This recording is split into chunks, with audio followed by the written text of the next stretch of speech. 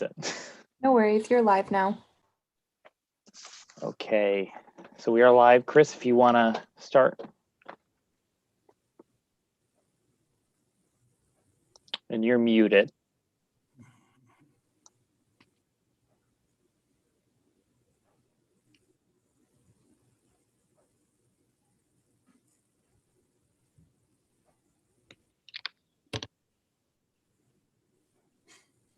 Okay, sorry about that. Good evening, everyone. My name is Christopher Coretta. I'll be chairing this evening's meeting. I'm an associate real estate broker. I live in the historic Grove Place Preservation District, and I also sit on the executive committee for the Landmark Society of Western New York, as well as serve as a trustee on their board. We're meeting tonight under extraordinary circumstances due to state and local emergency orders requiring social distancing. We amended the Rochester Preservation Board bylaws to allow us to conduct this hearing as authorized by the governor's and mayor's emergency orders, and to waive other requirements in order to proceed with this online hearing. These waivers permit us to hold this hearing by teleconference with no in-person attendance, allow applicant presentations by teleconference, and require all public comments, both in favor of and opposed to the application, to be submitted in writing, by email, or by hard copy document mailed to the zoning office or deposited in the secure drop box located in the link entrance to City Hall. All written public comments were all required to be submitted by 5 p.m. yesterday. Although this hearing's been altered for some of our normal procedures, many things remain the same. All the normal notifications for this hearing, including mailed notice, publication, and the posting of notice, were followed. All the normal timeframes for applicant presentations and comments in favor of and opposed to the application remain the same. And most importantly, this board will hear, review, and make decisions about all the applications with the same diligence and using the same standards as required by the zoning code. Before we begin, I'd like to remind everyone that when a case is called, the applicant will be allowed 15 minutes to present. The applications are all posted on the city website and available for the public to review. All applicants were advised to ensure that their applications were complete and included all information that they intend to present at this hearing tonight. As the application is presented, staff will, as reasonably as possible, show the pages of the application the applicant is addressing. Following our normal procedure, the board members may ask the applicant questions. If during the hearing the board determines that substantial new evidence has been submitted by the applicant during the presentation or is given in response to questions by the board, the case will be adjourned to the next announced hearing date to allow the public to review that new evidence and to submit additional comments.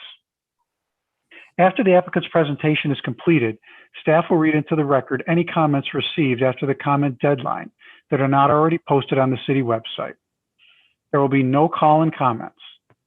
After the comments have been read, the applicant will have 5 minutes to offer any testimony and rebuttal. The board will commence deliberations and voting after the public hearing of each agenda item, with the exception of any applications that are being adjourned. Please also note that if your case is approved today, a written decision will be mailed to you within 15 business days. The decision will inform you of the next steps to complete the approval process. Before we open the first case, please note that we're all volunteers on this board. I'd like each of the board members to confirm their presence for purposes of establishing a quorum for this hearing and to introduce themselves and mention their area of expertise. I'll call on the board members in alphabetical order. Isaac Brocker.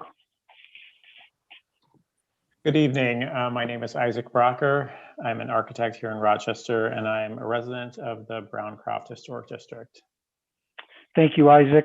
Ed Kane. Good evening, everyone. My name is Ed Kane. I'm a resident of the East Avenue Preservation District. Thank you, Ed. Next will be Katherine Crawford. Hello, everyone. Katherine Crawford, professor, sociology, anthropology at Rochester Institute of Technology. And I'm a resident of the Historical Preservation District of the Susan B. Anthony area. Thanks, Katherine. Jim Divinity.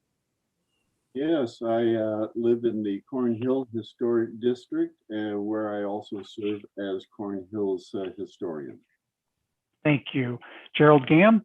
Good evening. I am a professor at the University of Rochester in political science and history, where I teach a course on urban politics. I live in the East Avenue Preservation District, and like Chris Coretta, I sit on the Board of Trustees of the Landmark Society. Thank you, Gerald. And our co-chair, Kirsten Solberg. Hello, Kirsten Solberg. I'm an architect and I live in the Browncroft neighborhood. Thank you. And staff, please. My name is Chris Snyder. I am Division of Zoning staff to the Rochester Preservation Board. Hi, and I'm Tom Worth with the Law Department and providing legal counsel to the Pres Board tonight. And one note, Chris, when you mentioned in the introduction about there being no public or no live comments allowed, I think we've changed that since then, where if people make reservations in advance, we can allow that, right, Chris Snyder? Am I right? Correct. Correct. Do we have anyone can. for tonight, or? We do. We have two folks who have signed up to speak tonight. Yeah. Okay, I'm sorry. I'll change that in the notes. Thank you for pointing that out. Yeah, and I think Chris Snyder, how far in advance they have to email you prior to a meeting to make a reservation? Yes, it's so all public comments, written comments, are due by 5 p.m. the day prior to the hearing. So that would have been yesterday, June 1st by 5 p.m. And folks who want to sign up to speak during the hearing, in person, so to speak, virtually, would have to sign up on the link on the Preservation Board website by noon today, June 2nd, the day of the hearing. Okay, thanks. Yep. Thank you. Chris, I guess we'll ready for the first case when you are. Certainly. The first case tonight is case 1, file A-022-19-20. This is a amendment of a previously approved certificate of appropriateness for 67 to 89 Canal Street. The request is to amend a previously approved certificate of appropriateness for the redevelopment of the property for the new installation of light wells, transformer units, signage, and other site improvements to the property. Great. And have all staff or have all board members visited the site? Correct. All board members have visited the site. Great. And just one more question. Who's with us? Who will be presenting this evening? Is it Tom Palumbo and Kim Brummer? I'm sorry if we have Monica McCullough, Kim Broomber, and Mark Pandoff. And I will bring up the report. Give me 1 second to do that. Great. And in the meantime, I will swear everyone in, and I'll do them individually. I guess we'll start with, I have Tom Palumbo first. So, Tom Palumbo, are you with us? I am. Thank you. Okay, yeah. Great. Do you solemnly affirm that the testimony you're about to give in this hearing is the truth, the whole truth, and nothing but the truth? I do. Very good. Kim Broomber, sorry I mispronounced your name earlier. Do you solemnly affirm that the testimony you're about to give in this hearing is the truth, the whole truth, and nothing but the truth? I do. Great. And we have, I only have a partial of your name, Mark. Mark, what's your last name? I'm sorry. Pandoff. Mark Pandoff. Do you solemnly affirm that the testimony you're about to give in this hearing is the truth, the whole truth, and nothing but the truth? I do. And lastly, but certainly not least, Monica, what's your last name, please? McCullough. Monica McCullough, do you solemnly affirm that the testimony you're about to give in this hearing is the truth, the whole truth, and nothing but the truth? I do. Great. Then we are all ready for your presentation. Great. Thanks. Excuse me. Thanks, folks, for hearing us tonight. Tom Palumbo here. I am a principal and engineer at Stantec, helping East House gain their development approvals for the project. Just a quick introduction. Kim Brumber is the CEO and president of East House, our applicant. Mark Pandolf is the project architect. He's a principal with Plan Architecture. And Monica McCullough is our development advisor from Development Advisors. So with that quick intro, we could maybe jump right into it. The project is. Hey, Tom, yeah. Right before you start, if you want to direct me to any pages, just let me know and speak and say what page you want me to go to in the report that's here for everyone. And also, this is also to make sure that everyone can see this report. So can everyone see the staff report package in front of us? Yeah. Okay, perfect. So go right ahead and just direct me to whatever pages. Just be sure to speak them into the record. Thanks. Okay. Just as an intro, the project is 6789 Canal Street. It is a redevelopment of an existing former manufacturing facility for supportive and affordable housing. Our purpose tonight is to really address some changes that have occurred since our initial certificate of appropriateness. That has occurred for two reasons. One is part of our work to get funding for the project. We needed to modify our layout, basically the function of the building, from 113 residential units to 123. And we reduced our commercial space from 9,400 square feet to approximately 1,800 square feet. With that, we needed to make some modifications to the building. We can kind of go through those. If we could, what we've done is we've prepared the application in 4 subjects, and we could hit each of those subjects. We could either open it up for questions at that point or just go all the way to the end, whatever is best, you best prefer. So here's just kind of an orientation to Canal Street. This is the original detailed project overview that was done back in May of 2019 with our original application. It goes through not only the uses, but what pieces of the project were approved to be demolished. There are various parts of this building that had to be taken apart that were not historically correct for the project. I would like to mention the project is funded through historic tax credits. As such, it's also approved by SHPO, state office, as well as National Park Service. We have gone through our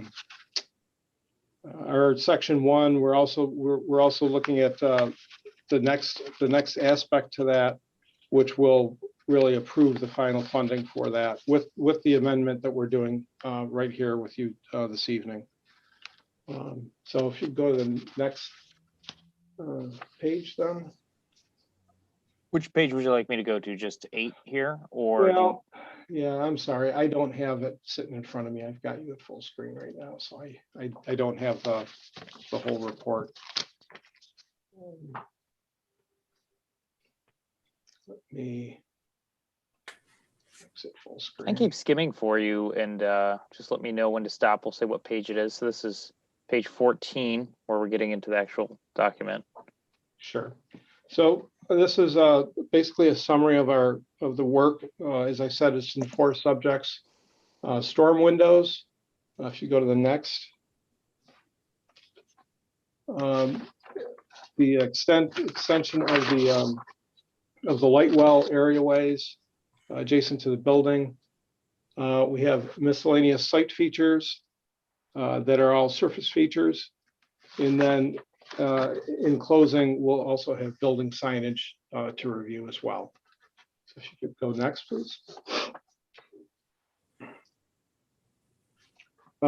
Also included in the application are a number of photos.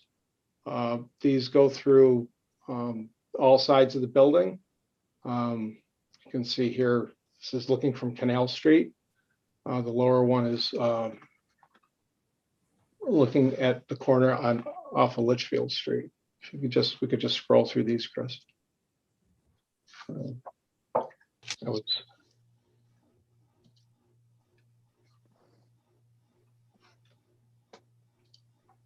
And here we are with the thank you.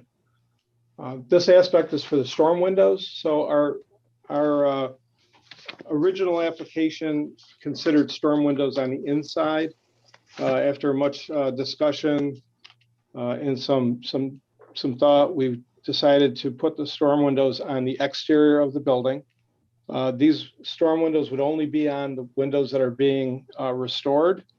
And those windows have been As they get removed and restored, they're really focusing on the main frontages of the building. As you can see, this is Canal Street on top, Wiley Street on the bottom. So everything inside the red box is intended to be restored windows, and they would receive storms. The storm windows are consistent with the recommendations for them. They will be metal storm windows. And as you scroll through the next couple of pages, you'll see these are different elevations of the building, and then finally ending up with kind of details for how the storm windows will be assembled. These will be metal storms, baked enamel, black finish, to really kind of match with the rest of the building.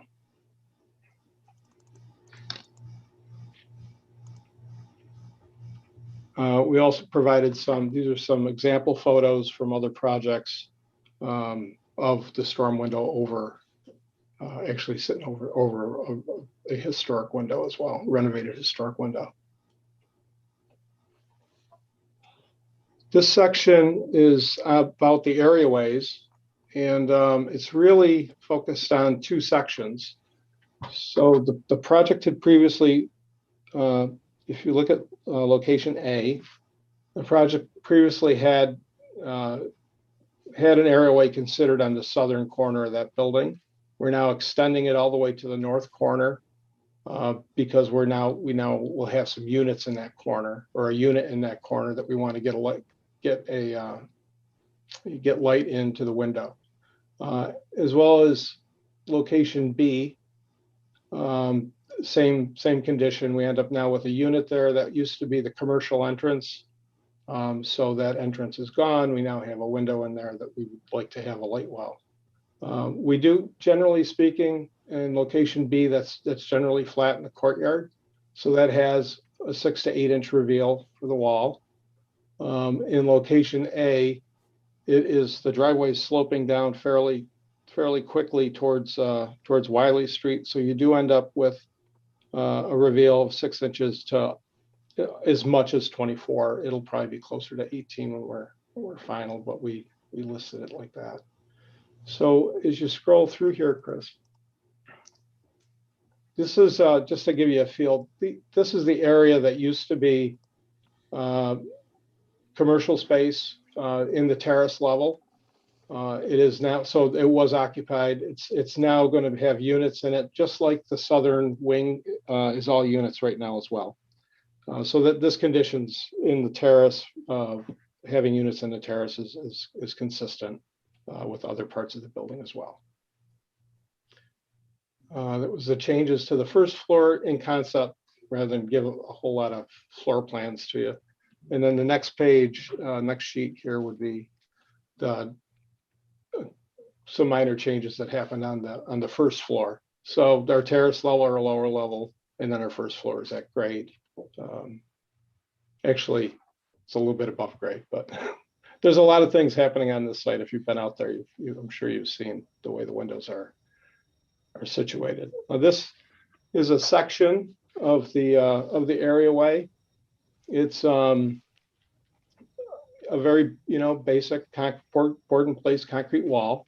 The top of it will have a grate, galvanized grate across the top. So as you look at it in elevation, it will just be it'll almost look like a large curb that's carrying across. So we tried to make it as innocuous as possible and still kind of consistent with what we have out there. Here are some examples, some photos from other projects that have had a similar condition. And this is a photo, if you go back up, this is the lower photo is the existing grate that's out there now. And then the above would just be how we're trying to mimic that existing grate condition, allowing, providing for some safety and still allowing light to filter down into the window areas. The site amenities package portion of it really addresses two things. site furnishings, play equipment, a couple extra trees that we decided to put in, and then this addition of a transformer and a cable cabinet that is required for RG&E. So why don't we do the fun stuff first? While we're looking at the site plan, though, I would like to talk about this transformer. So the original approval had the transformer up at the north at Wiley Street, the driveway. So that one is still there. We had to provide for a second transformer and cable cabinet from RG&E's requirements. Their initial thought was put it in the courtyard. So the courtyard to us is highly precious land. We want that to be our, our showcase, our family area, place for people to have some respite. We really didn't want to have a piece of equipment in the middle of that, or in the parking lot there either, because, we really, we need to balance off the need for the utility. But so what we ended up doing is we pushed it all the way to the south, and then we bumped the sidewalk out and around it so that we can still have a nice walkway around the front of it and still enter directly into the building. We did feel, as you see it, they're pretty innocuous, but we felt that they would eventually blend into the industrial character of the site and of the area. So we didn't really want to get into trying to draw a lot of attention to them.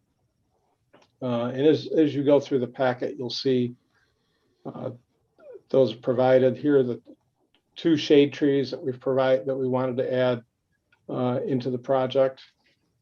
And then as we scroll down through it, the original approval was for a cable rail, guardrail, or fence along some of the areaways. In this case, what we'd like to do is convert, rather than have cables, we like to have just a solid rod so that we don't have to deal with the maintenance associated with the cable. We feel it'll look the same. It'll still be as transparent as what we were previously proposing, but just that it won't have to have that maintenance of the cable that's required. Here's kind of a condition where you have the rail fence, the guardrail over the top of the areaway. An example of that. And then the next photo is this will probably be the area you see it in the courtyard the most. That wall is actually over the top of an existing areaway. We're going to take that wall down to grade so that it will open up the areaway a little bit better beyond it. And then in that lower section will be community space.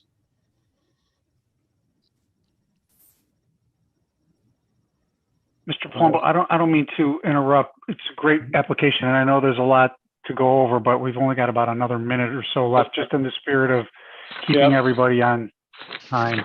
Okay, so let's breeze through the site furnishings and the play equipment, all the fun stuff, but that's okay. Those are the cabinets that we were talking about. And then really to get into the next piece is the signage. We had proposed signage on the Canal Street side and on the Litchfield Street side. Canal Street side will be building mounted, as well as a historic marker adjacent to the main entrance. On the Litchfield side, it'll be a monument sign set on a 18-inch concrete plinth. If you go to the next, we'll show the design of that. The intent is that they will be fabricated from cut Coretta steel, so that they will age and obtain their own patina. This would be the building mounted sign with, thank you, it's 3 by 18 or 1'8", sorry. And then the next one is the actual Litchfield side. Now on this sign, we need to carry the 2 logos there as part of our funding. So wanted to kind of make a point of that. A typical historic marker, this could be in varying sizes, anywhere from 18 by 15 to 12 by 15, depending on what we do. Here's We did want to provide you with some examples of Corten steel after it's aged and obtained its patina. It will be offset from the building like these are, so that you have a shadow line behind it. Similar to that, so that as you see, the shadow actually kind of draws up and makes the letters pop a little better. And these are all cut as well. So with that, I will, sorry I rushed through that last piece, but certainly like to hear whatever comments you have. All right. Well, thank you for a very clear presentation. We do appreciate that. We'll go through the members alphabetically and ask if they have any questions of you or the group. We'll start with Isaac Brocker. Isaac, do you have any questions for the applicants? Yeah, I just have a couple about the storm windows and why the decision was made to move those from the interior to the exterior. I'm concerned about in a low-income housing development, are these storm windows ever going to get removed for cleaning, like the interior faces of the original windows and the storm windows? And I think the original on the interior is potentially going to give you more of the kind of the shadow lines of the original windows, rather than seeing the plain singular plane of the storm windows. Mark Pandolf, do you want to discuss that a little bit for us?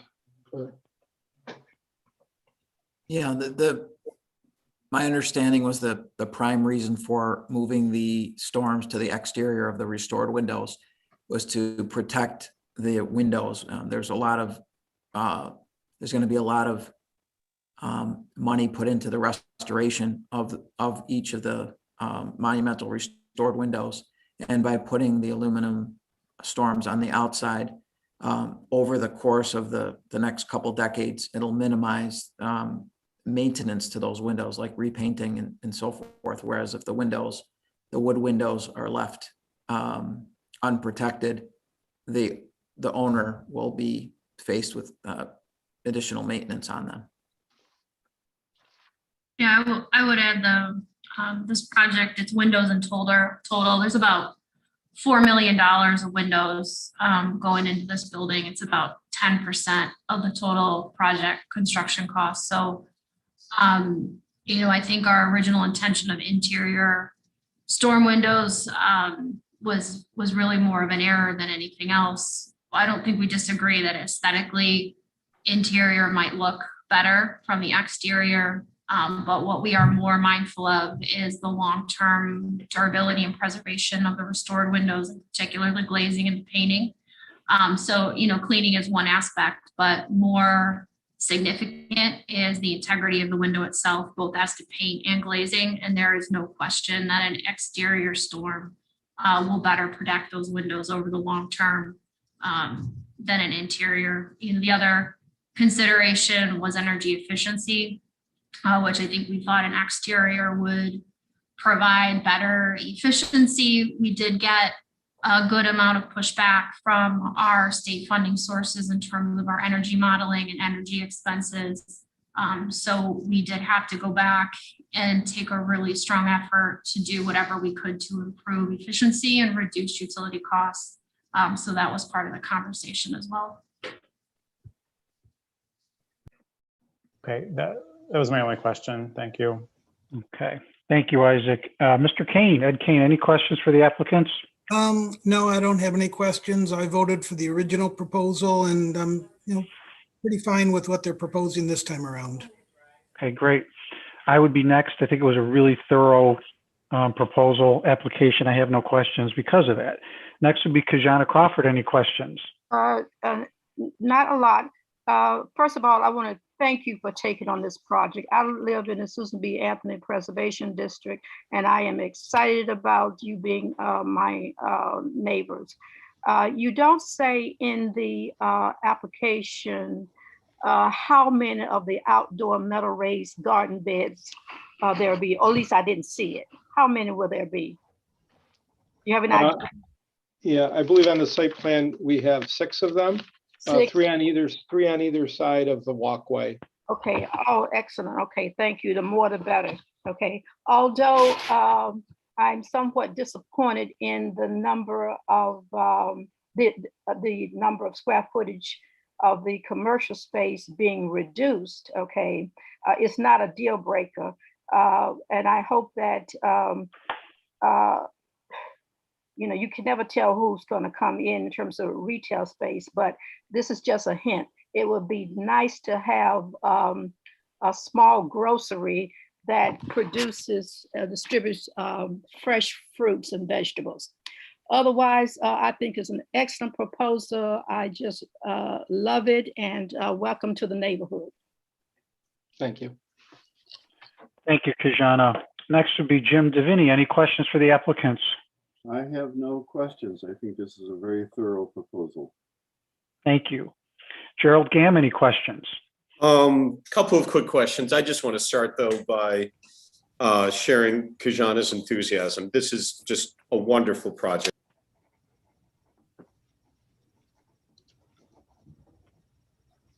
Gerald, you were muted. You went muted. Yourself. Wow. Okay, I'm going to start that all over.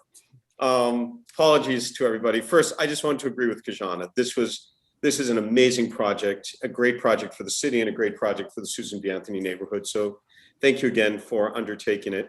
So I have two questions. Number one, Isaac asked about the storm windows. So my question about the storm windows, can they be opened by people living in these units? Can they get fresh air?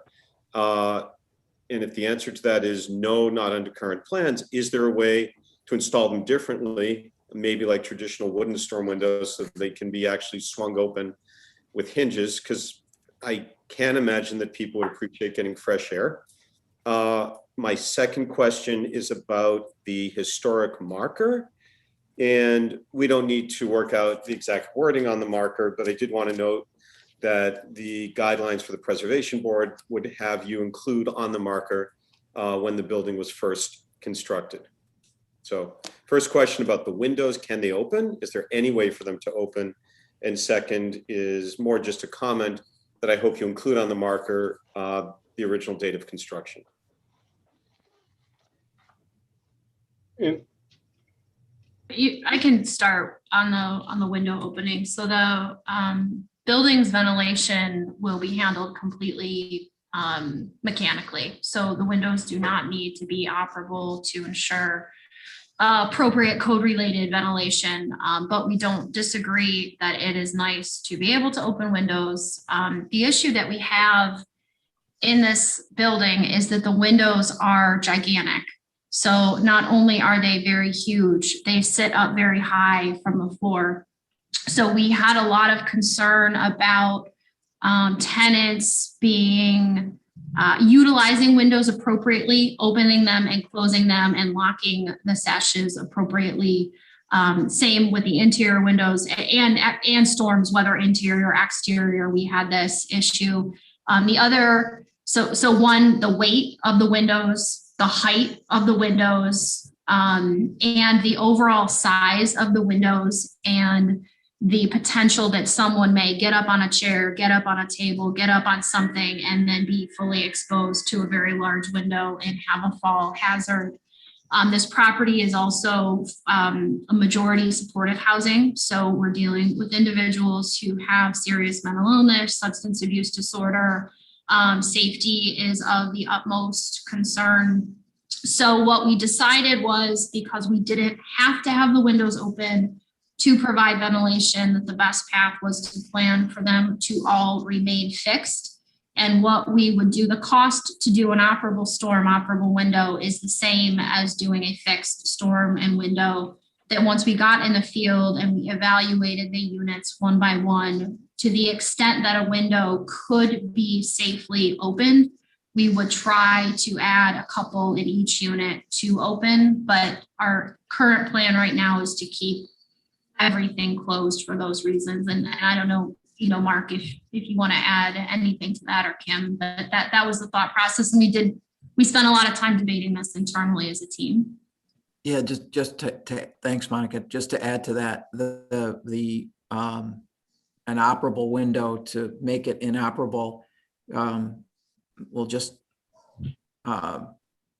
require a small L bracket that could be screwed into the window. So the windows could become fixed in place, tamper-proof and fixed in place quite easily. So as Monica said, we're going to evaluate that in the field, and hopefully there'll be some windows that will be operable.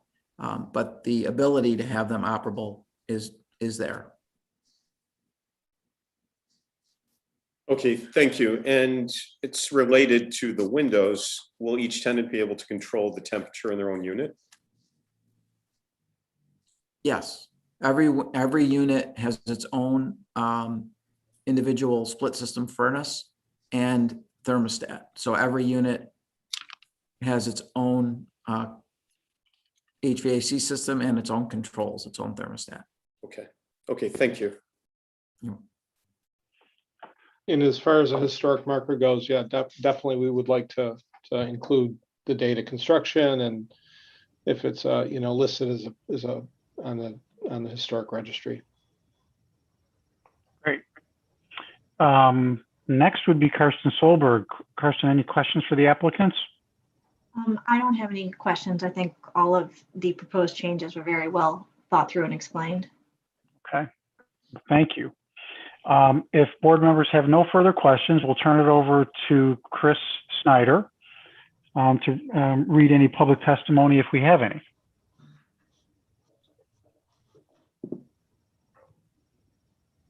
Bear with me. Hold on one second.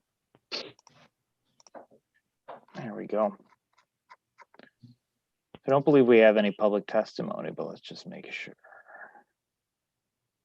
Yeah, so there was no public testimony for this case, as we mentioned previously. All written comments were required to come in by 5 p.m. yesterday, the day prior to the hearing. And all folks that wanted to speak had to sign up by noon today. So with that, we'll go into the deliberations on this case.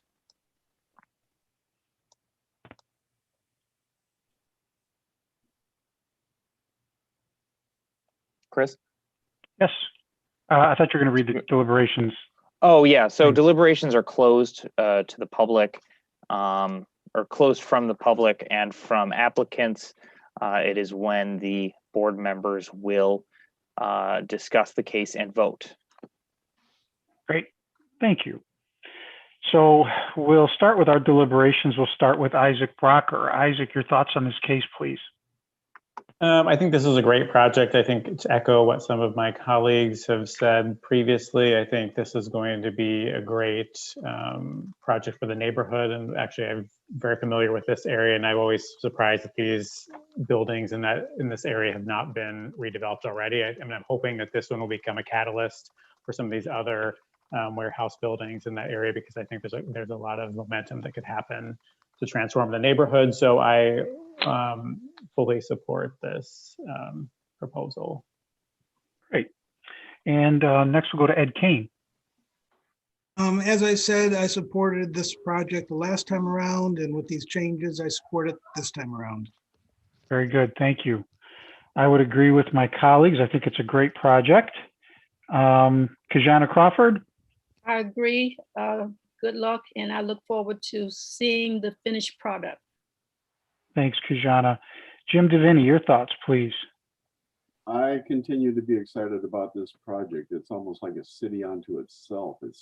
I'm just impressed by the vision that has gone into this project in such a huge building. So I'm very enthusiastic about this and ready to commit to it.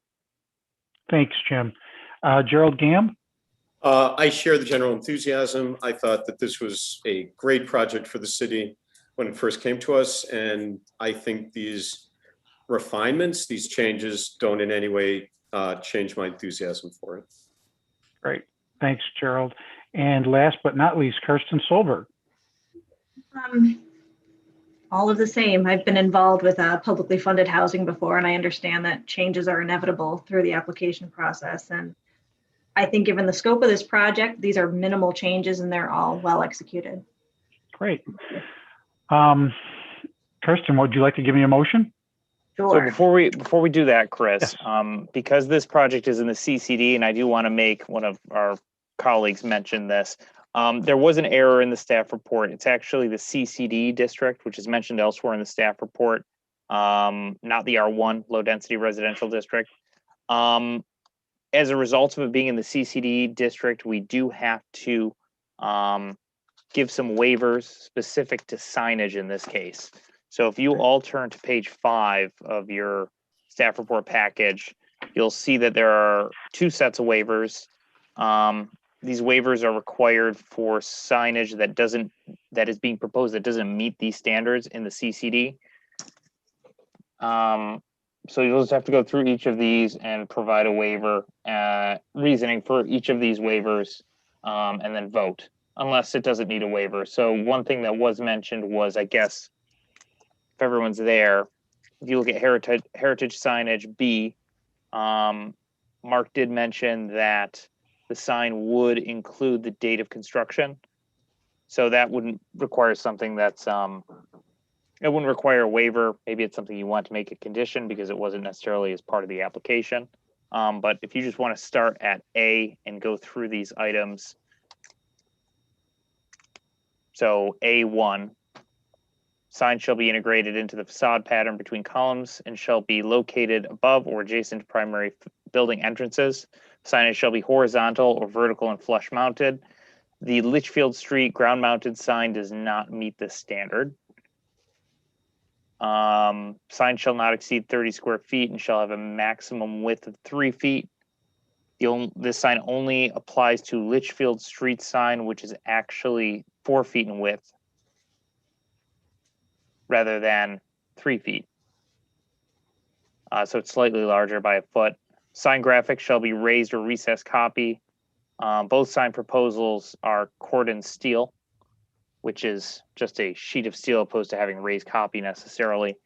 And then for the heritage signage, the first item, I think it would probably make sense for you guys to make that a condition of the approval. And then for the second one, the maximum sign area shall be 1.5 square feet.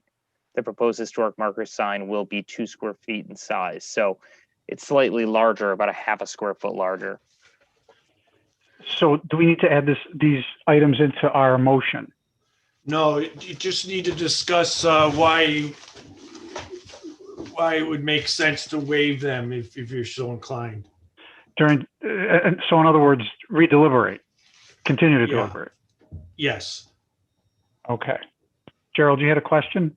Oh, no, I was going to weigh in on why I thought it was appropriate to waive these guidelines, but I can wait my turn. I didn't know if all 7 of us needed to deliberate or if it was sufficient for one of us to speak up. What do you think, Tom? Or I think it's sufficient. Yeah, you don't need to all weigh in as long as it seems like there's consensus about it. Gerald, if you're ready, go ahead, please.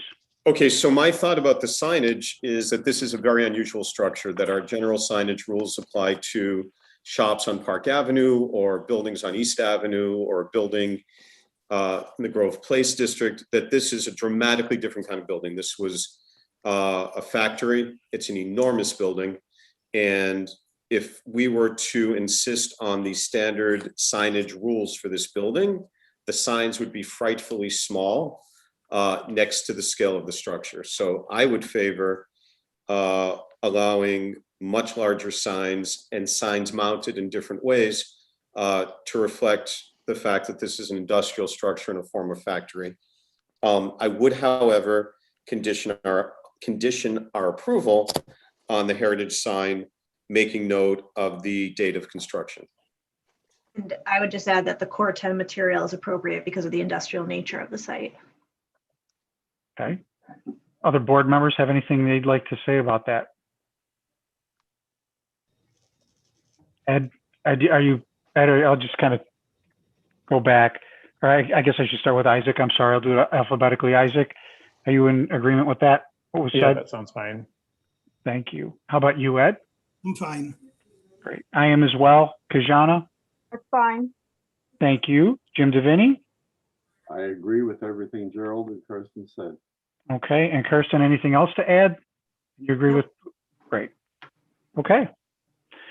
Well, if we can get back to our motion, Kirsten, and you wanted to add the sign shall include at a minimum of date of construction to it, I think we could potentially make that work. Sure.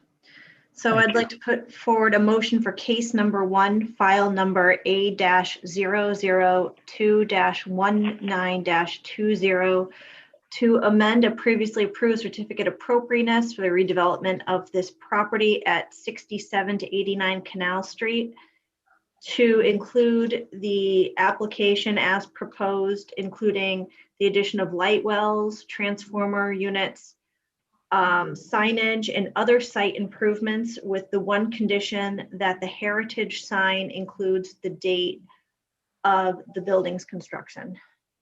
Do I have a second? Second.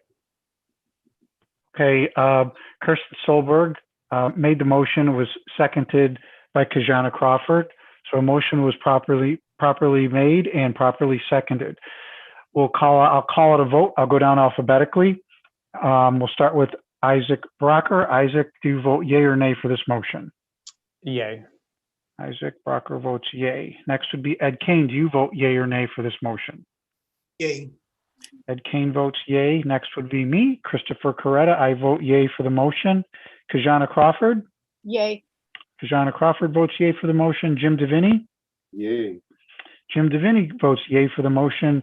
Gerald Gam. I vote yay. Gerald Gam votes yay for the motion. And Kirsten Solberg. Kirsten Solberg votes yay. So that's a unanimous 7 votes. Thank you. Thank you very much for all your work and your presentation. And whenever you're ready, Mr. Snyder, please call the next case.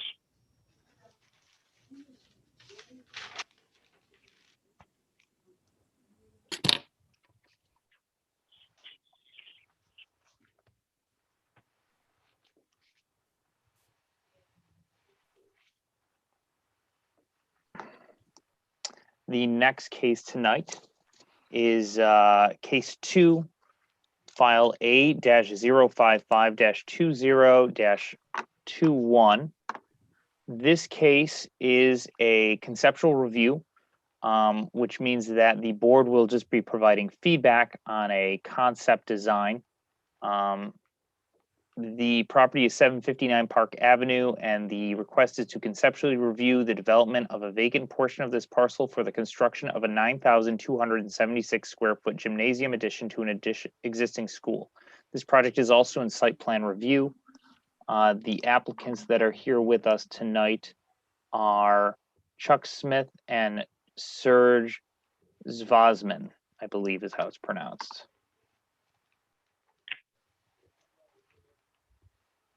Okay. And did all board members visit the site? Yes, all board members did visit the site. Thank you for the reminders, Chris. No problem. I keep forgetting about the thing in the beginning, so we got to help each other here. Yep. All right, so I will swear both applicants in. We'll start with Chuck Smith. Are you with us, Mr. Smith? I'm here. Thank you. It's a good evening. Thank you. Great. Okay, well, thank you. And Chuck Smith, do you solemnly affirm that the testimony you're about to give in this hearing is the truth, the whole truth, and nothing but the truth? I do. Thank you. And Serge Vajman, are you with us? Yes, I'm here. Okay, great. Thank you. Serge Vajman, do you solemnly affirm that the testimony you're about to give in this hearing is the truth, the whole truth, and nothing but the truth? I do. Great. We are ready for your presentation. And I just want to jump in and say, before you guys start, if there's anywhere you want me to go in this application, just let me know the hand numbered page number and I can scroll there. And if I could also just jump in and say, we've all visited the site, so we have looked at this pretty closely. And if you could please keep it to 15 minutes, we would greatly appreciate it. And we're ready for you. Okay, great. Thank you for your time tonight. We have been asked by the Yeshiva School to come up with a conceptual plan to present to the city that would meet their needs for indoor recreation facility, mainly basketball. That was one of the objectives of of the program. The other objective is to get a handicap accessible entry to the building. Right now, the building, which was is a series of 3 buildings that was once a hospital, as you may know, doesn't have a formal entry at all. And so so we've created a connector between the existing 1950s addition and the new proposed gymnasium that creates that connection to the parking lot in the back and to the street front, the Park Avenue side. So if we can go to page number 9, please, Chris. Thank you. So you can see where the building is placed. It's the blue piece there that you have facing north, which is Park Avenue. In the back, we have a pretty deep lot, which right now is all asphalt. The plan is to take about 1/3 of that area to create green space and reduce the amount of asphalt coverage in the back there to replace some of the green area that we're taking with the new proposed building. The orange sections on the side of the blue building are really the connectors, the sidewalk and covered sidewalk connectors from parking and from Park Avenue. There's one in the center of the gymnasium, and then there's one that runs along the east side of the gymnasium to the connector. What we've attempted to do, as you may well know, a gymnasium is a very large building. It requires very tall ceiling heights. So we created a 2-story section of this building along Park Avenue in respect to the scale of the commercial buildings on the west, and then place the gymnasium behind that. If you can go, let's see, Chris, I think we'll go right to page 12, please.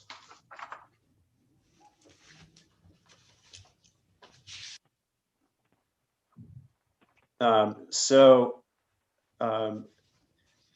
what we're seeing is the Park Avenue elevation without any color, without any shade. But basically what we're trying to do is to respect some of the materials that we have left and right of the 1950s building on the left and the commercial building on the right by giving this building a base of limestone and brick. And then above that is a storefront glass revealing activity for occupants on a mezzanine level, which is overlooking the gymnasium. And I might go back to backtrack a bit, 1 page to page, the floor plan, second floor plan. Thank you, Chris.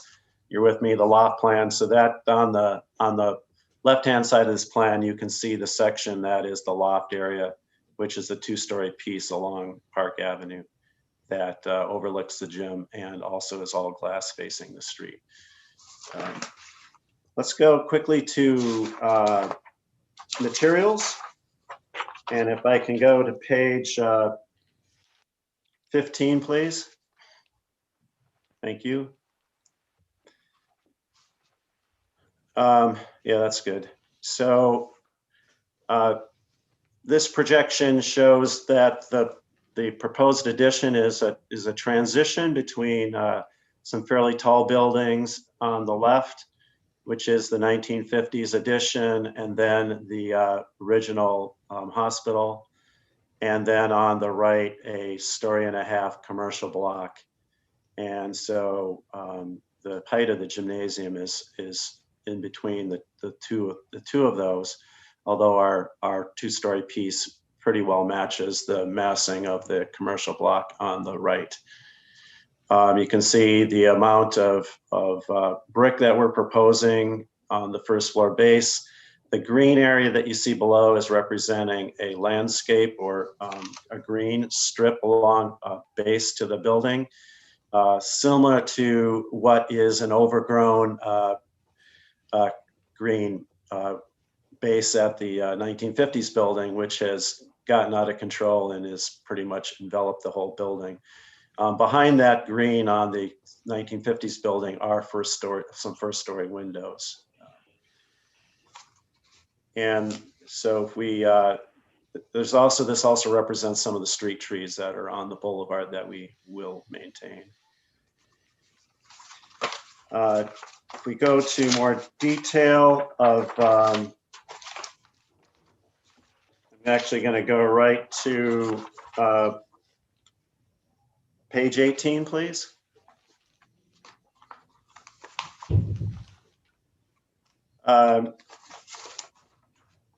So this kind of gives you an idea of the material palette. It's a dark gray metal panel on the sides, and then on the top, and also there's metal columns supporting the canopy. Thank you, Chris. You're really good at following along with me. And then the base of greenery, and then some lawn in front of the building. Serge, is there anything I'm missing that you'd like to point out? I would just say that there was an intent to align the buildings, you know, the existing building, and then also try to develop, you know, the next phase, sort of the, we discussed that the two end buildings, the new and the original building on the other corner, may be the more ornate of the two, sort of bookending the campus as it is visually a whole. So yeah, yep, that's a good point.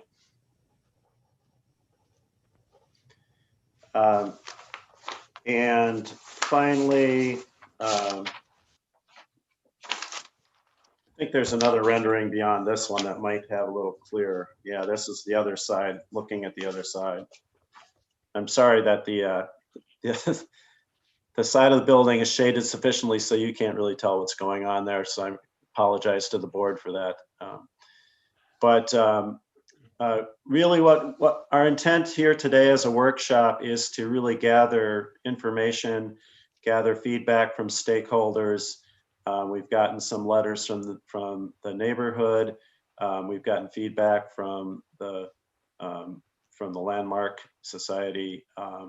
We've contacted and talked to Roger Brown, who's who I think you all know, who actually lives in this neighborhood in Calumet Street, and has submitted some comments. It seems as though one of our main directions, and Chris has mentioned this to us, is that there's a real desire for plenty of transparency at the ground level of new buildings. With this being a gymnasium, we really don't want to see into the gym to see the students, both for privacy and security. So right now, the pieces that are solid with punched openings are bathrooms and storage rooms and mechanical rooms. So if we were to change that, we would have to develop new program for this building that we don't have. We haven't been given the program from the school for uses that might meet the needs of transparency to the street, such as you know, a school lobby or commercial space or a storefront.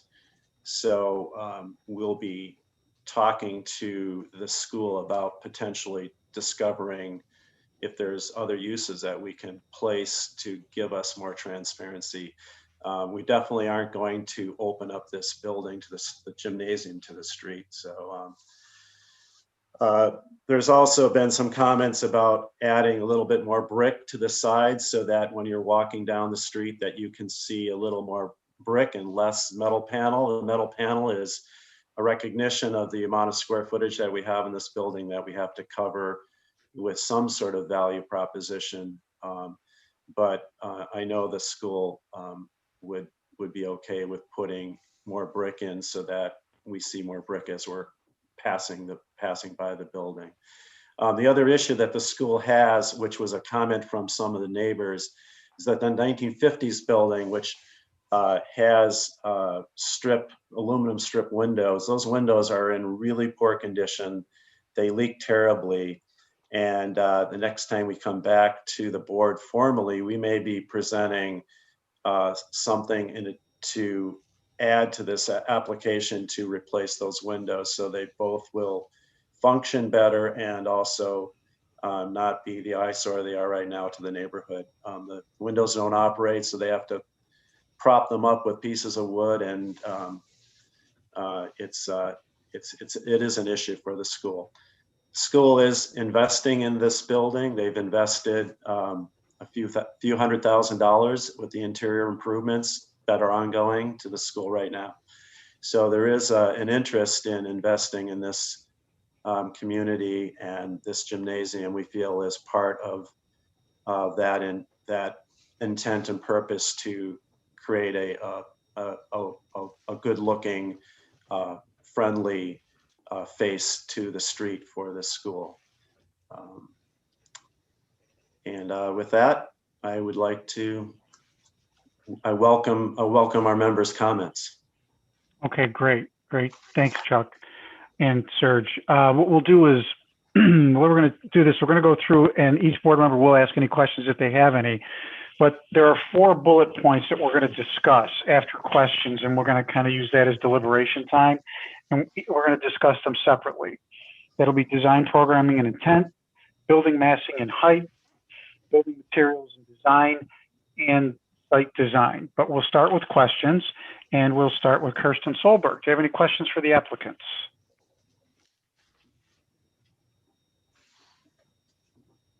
A little difficult to separate the questions from the commentary, but I think one thing that first came to mind was I appreciate the kind of the hyphen that you're creating between the existing and the new building. The depth where that connection occurs, it looks like it's almost 40 foot deep into the site. And I understand that it's based on the center line of the new building. Would there be any consideration to bring that up closer to the street front? Yes, the connection right now is in a coat room, so it's an unoccupied space within the program of the existing building. And it also connects right into a stairwell of the existing building. So I recognize it's quite a ways back from Park Avenue, but it is an ideal spot for the connection in the existing building. It's a little difficult for us to talk about that without the existing plan as part of the application.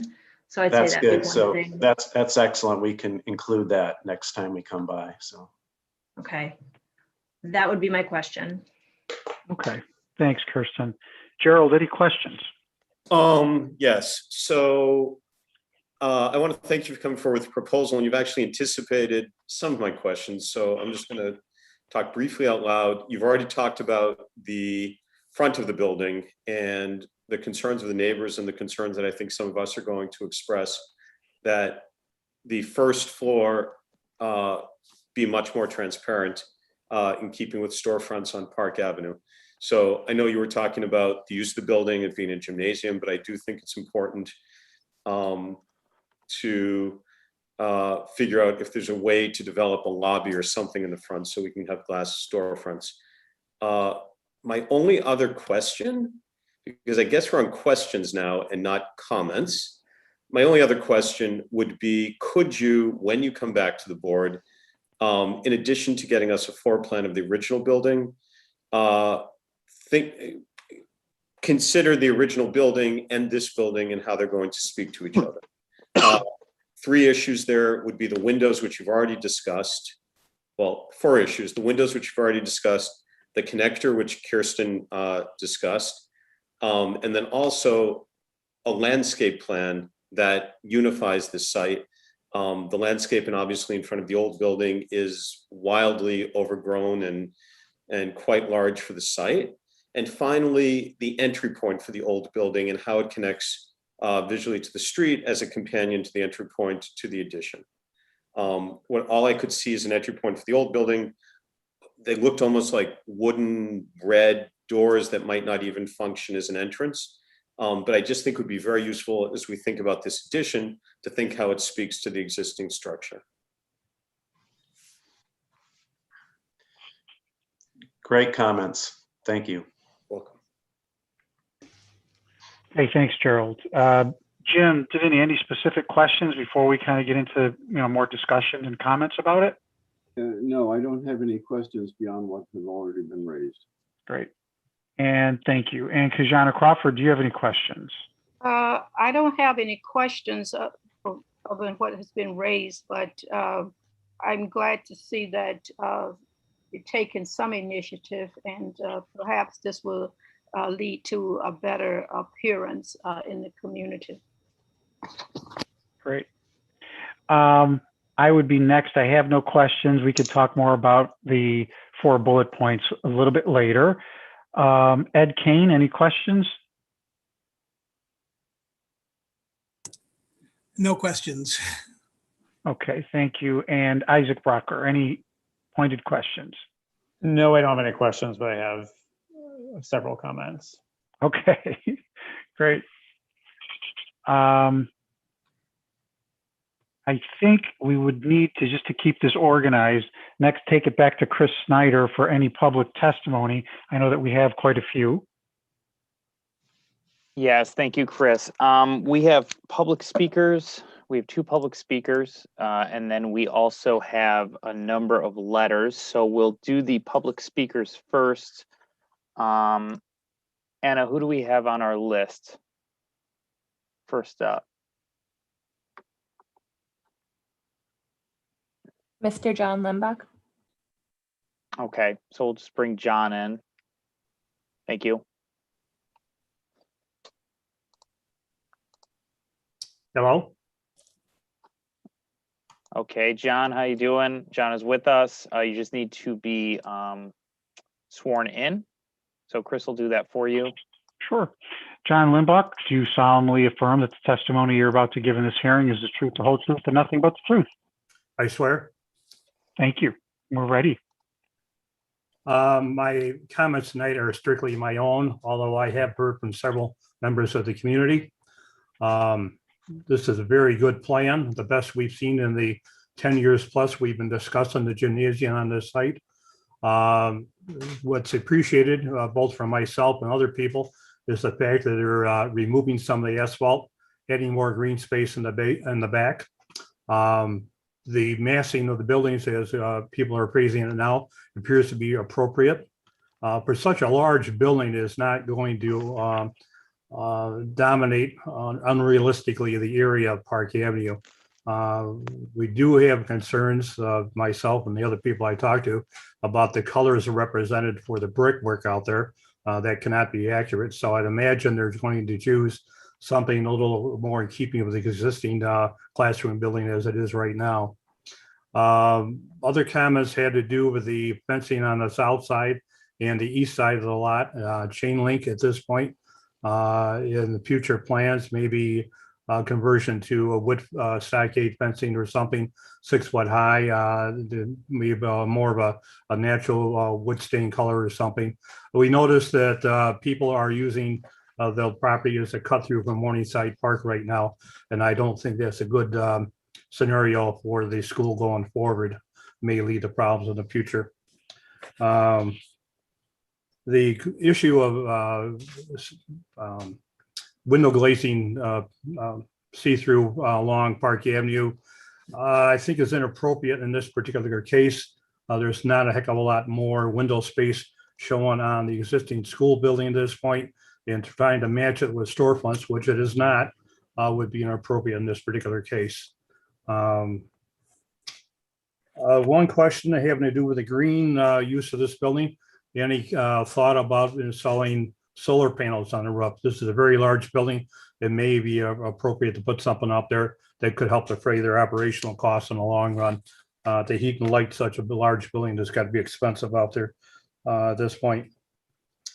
Having said that, again, I'd like to reiterate the mood of myself and other people I've talked to in the community. This is a very worthwhile project, much more in keeping with the neighborhood than past proposals. And we'd like to see the program go forward. And we think they're very much on the correct path to get something done here. Thank you. Thank you, John. And Chris Snyder, who's our next speaker, please? So our next one is Mr. Michael Coretta. Michael, if you'd like to speak, you can press *6 to unmute yourself. Okay, and I will swear Mr. Coretta in. Do you, Michael Coretta, solemnly affirm that the testimony you're about to give in this hearing is the truth, the whole truth, and nothing but the truth? And Mr. Coretta, just a reminder to unmute yourself when calling in with your phone. There you go, perfect.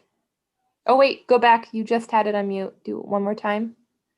*6.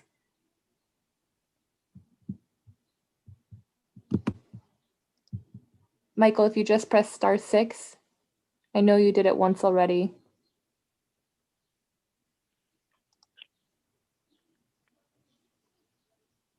Oh, and he left. Do you mind if we just give him one more second to call back in? Not a problem. Yeah, let's do that.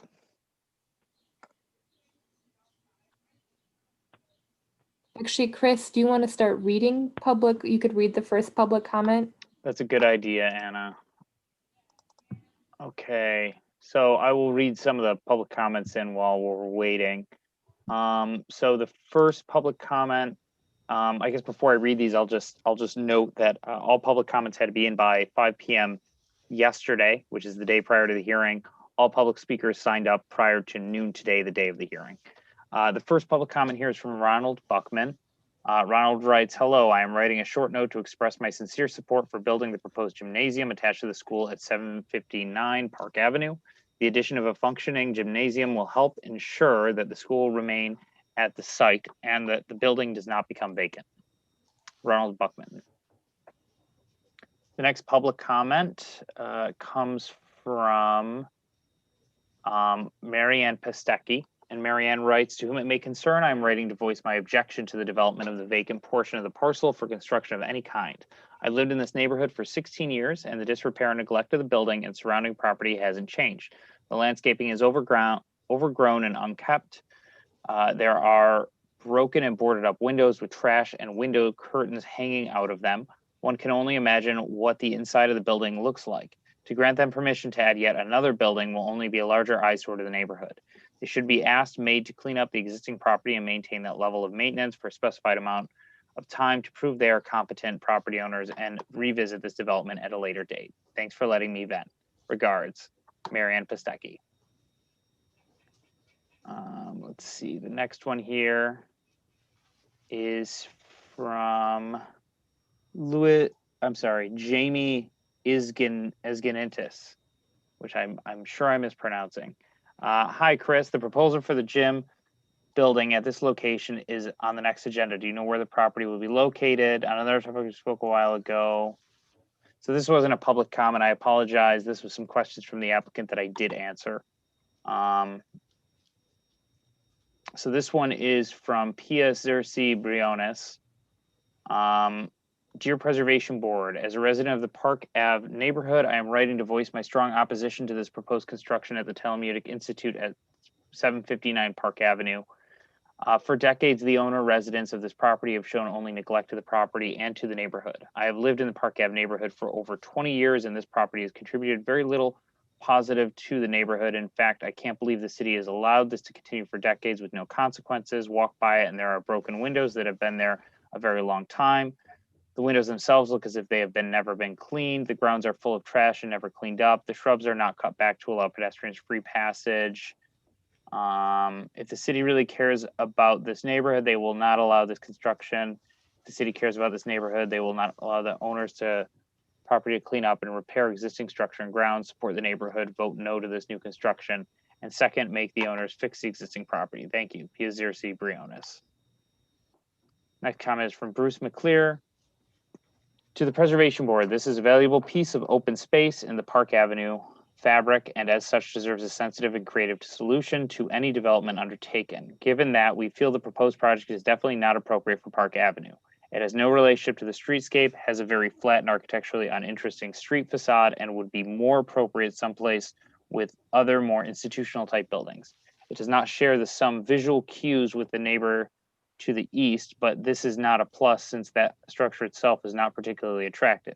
A previous proposal for apartments on this site, although too large, was at least architecturally interesting. If a gymnasium has to exist here at all, it would be far better were it moved back on the property with green space and parking separating it from the street. Such a separation from the existing building might also give designers more creative latitude. As longtime residents of the Park Avenue neighborhood, we feel emphatically that as presently envisioned, this project should not be approved. Sincerely, Bruce and Eleanor McClear. This next letter comes from the Landmark Society. Dear members of the Preservation Board, the Landmark Society of Western New York writes to express its concern over the conceptual design that the Talmudic Institute of Yeshiva Rochester has presented for the site. While we wholeheartedly support and encourage development of this long vacant parcel, any infill at 759 Park Ave should be sensitively designed so it complements the historic commercial context in which it is located. The conceptual design as currently proposed does not complement the surrounding neighborhood and is disruptive to the existing historic streetscape. We ask that the Preservation Board request significant design changes as described below. In our opinion, visual compatibility in a preservation district does not require that new infill mimic the surrounding buildings in design, height, and massing. Rather, new infill should be sensitively designed so that it respects and speaks to its surroundings and should stand on its own as a piece of architecture that is representative of its own time and is clearly distinguishable from the historic buildings around it. It should not attempt to recreate historic style or appearance. While the height of the proposed building, the scale, massing, roof shape, style, materials, and setback achieve an acceptable level of visual compatibility, the first floor of the primary north elevation facing Park Avenue is entirely inappropriate for this commercial setting. Any new development along this commercial section of Park Avenue must emphasize a high degree of visual transparency between the first interior space and the public realm on the street and sidewalk. The lack of transparency in the design disrupts the rhythm of the streetscape and is simply poor urban design. We encourage the Preservation Board to recommend a street-level design more in keeping with commercial character of Park Avenue. The front facade should have a much greater ratio of voids to solids. In other words, a street-level facade with large full-height storefront windows and a prominent, more fully articulated entrance would be much more appropriate in this setting. The small square windows that are currently presented do not create the rhythm and do not encourage the interaction between indoor and outdoor spaces that are so critical to the health, vibrancy, and safety of an urban commercial corridor. While we understand that the Institute intends to use an entry link as the primary entrance to the gymnasium, we reserve the Park Avenue entrance for an emergency exit only. We recommend a more fully articulated entrance on Park Avenue in keeping with the typical commercial facade. There are several examples of compatible new construction throughout the city of Rochester that includes street-level primary facades with an appropriate level of transparency, including a gymnasium and public lobby addition to Monroe High School, fronting on Avril Avenue. Other examples in the southeast quadrant include 330 to 350 Monroe, 250 Alexandria, 661 South Avenue. Landmark staff would be happy to work with the applicant and or the architect on this project to refine the design should they wish. Thank you for your consideration. Sincerely, Caitlin Midas, Director of Preservation. We have a couple more, but I can see that Michael is with us, Anna. It looks like he's signed out of the meeting. Oh, he is signed out. Okay. All right, we'll finish up here then. Next one is from Jeffrey Larson. Jeffrey writes, Preservation Board members, in my opinion, the overall modern design elements, including the horizontal lines of the proposed building, are not in character with the neighborhood adjoining building, commercial and residential structures of the area. While I realize this application is only for concept review, in good faith, considering the lack of consistent property and landscape maintenance on the already existing structure over the many years, grass not often cut, shrubs and hedges not trimmed, consistently obstructing the sidewalk and sides of the building, leaves, yard litter and trash not picked up, I have no confidence that the owner will be able to maintain the new structure and surroundings. I encourage the Preservation Board to reject the proposed concept and encourage the owner to return with a comprehensive plan addressing these issues. Jeffrey Larson. The last public comment is from Roger Brown. Roger writes, I offer the following comment on this project. Attached are also suggested elevation changes. The North Park Avenue elevation should be revised to improve the lacking transparency, a most crucial building element for the Park Avenue streetscape for enhancing and maintaining a lively architectural edge. The storefront glazing should be brought down to the ground floor. An alternate to this preferred scheme would be to enlarge the small square windows. Adding awnings on any scheme would enliven the elevation. Incorporate clear glazing throughout. 3 would be divide the plain clear glazing into smaller sections by use of muntins to help the architectural and pedestrian scale. 4 would be extend the north elevation brick around the corner to both the front portions and east-west elevations. 5, ideally moving the storage, mechanical, and toilet rooms to the south rear of the gym would greatly open up this north elevation. 6, show real local examples of the material to be used on the gym structure. Thank you for your consideration in these matters. Roger Brown, AIA.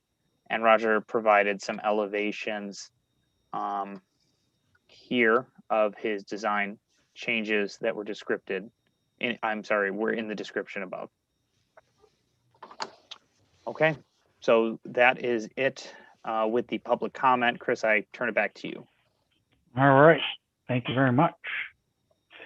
As I said earlier, we're really not voting on this tonight. We're just kind of going over some ideas, and we're going to go over 4 bullet points, and we'll start with design, programming, and intent. So let's start with Kirsten and your thoughts on that, please. Just before we do that, did we want to give the applicant a chance to Oh, yes, I'm speak sorry. to the public comments at all? Yeah. Yes, just thank 5 you. minutes. Thanks for pointing that out. Yes. No problem. Applicant, you have the right to rebut anything that was said. You don't have to, but you're more than welcome to. No issues there. We can move forward. Thank you. Okay, thank you. So we'll go back to that. Kirsten, design, programming, and intent. What are your thoughts on that, please? And I'm going to try to keep it to design, programming, and intent. I think that there are some very real parameters that they need to work around. Obviously, accessibility is a big one. Obviously, a gymnasium, and we can't deny an applicant the right to build what they want to build on a site. And this board, the gymnasium comes with very real requirements. And I also very much understand the desire not to have people off the street looking in on the boys playing basketball. So I think that there are some very real objectives that we have to consider when we move on to the latter points. Other than that, I do think more context about the existing school and those plans would be helpful to fully understand what we're talking about. I think I've already mentioned again with the programming, I do think that lobby can help solve, there is a good portion of, I'm not going to get into the transparency, but there is already a good chunk of that will be transparent if we can find a way to make it more street front focused. I'll stop there. Okay, you don't have to stop there, but okay. Yeah. Gerald, what are your thoughts on design, programming, and intent? I agree with Kirsten. I think that the Talmudic Institute has every right to put up a gymnasium, and the basic outline of the structure seems quite good relative to the original building. So I think in terms of the design program and intent, I'm in full support. Okay. Jim Divinity? Yes, I'm very sympathetic to the need for this building.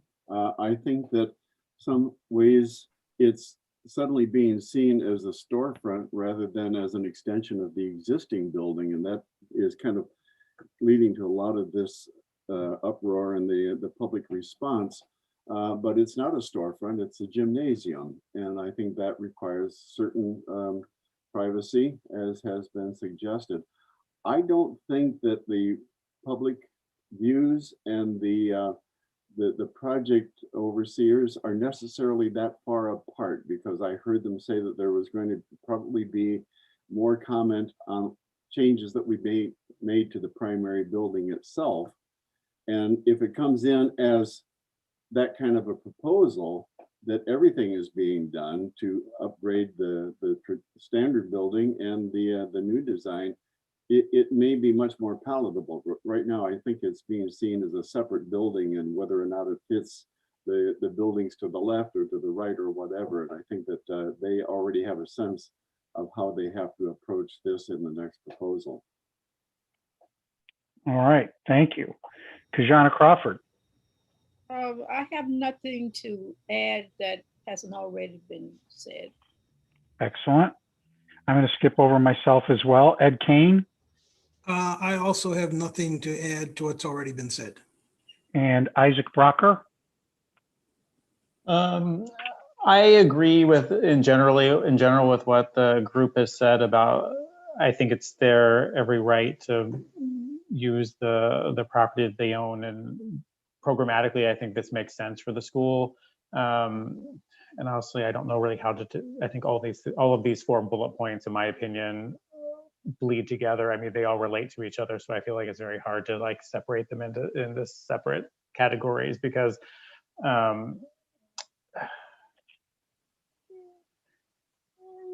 I can see a lot of the points that have been made by the letters in support and against. But I think that programmatically, I think that I would strongly encourage the applicant and the design team to look at alternate functions for the Park Avenue spacing, and not necessarily that it all has to be transparent, but I think that programmatically the wrong function to put the storage and the bathrooms on the front of any building that's in that public of a realm. I think there's potentially several options where they could look at those study rooms that are on the first floor. Could those, or the second floor, could those move down to the first? So I don't know where to stop it with the program, because I have some other comments on just the whole thing in general. So well, I know it's not easy, but we have to discuss each one of these. But I appreciate that. So bear with me a little bit too. Oh no, yeah, that's so. I think like programmatically, programmatically that's about the extent of my comment. I think they really should look at alternate locations for those solid functions of the building. Okay. Kirsten, what about building massing and height? How do you feel about that?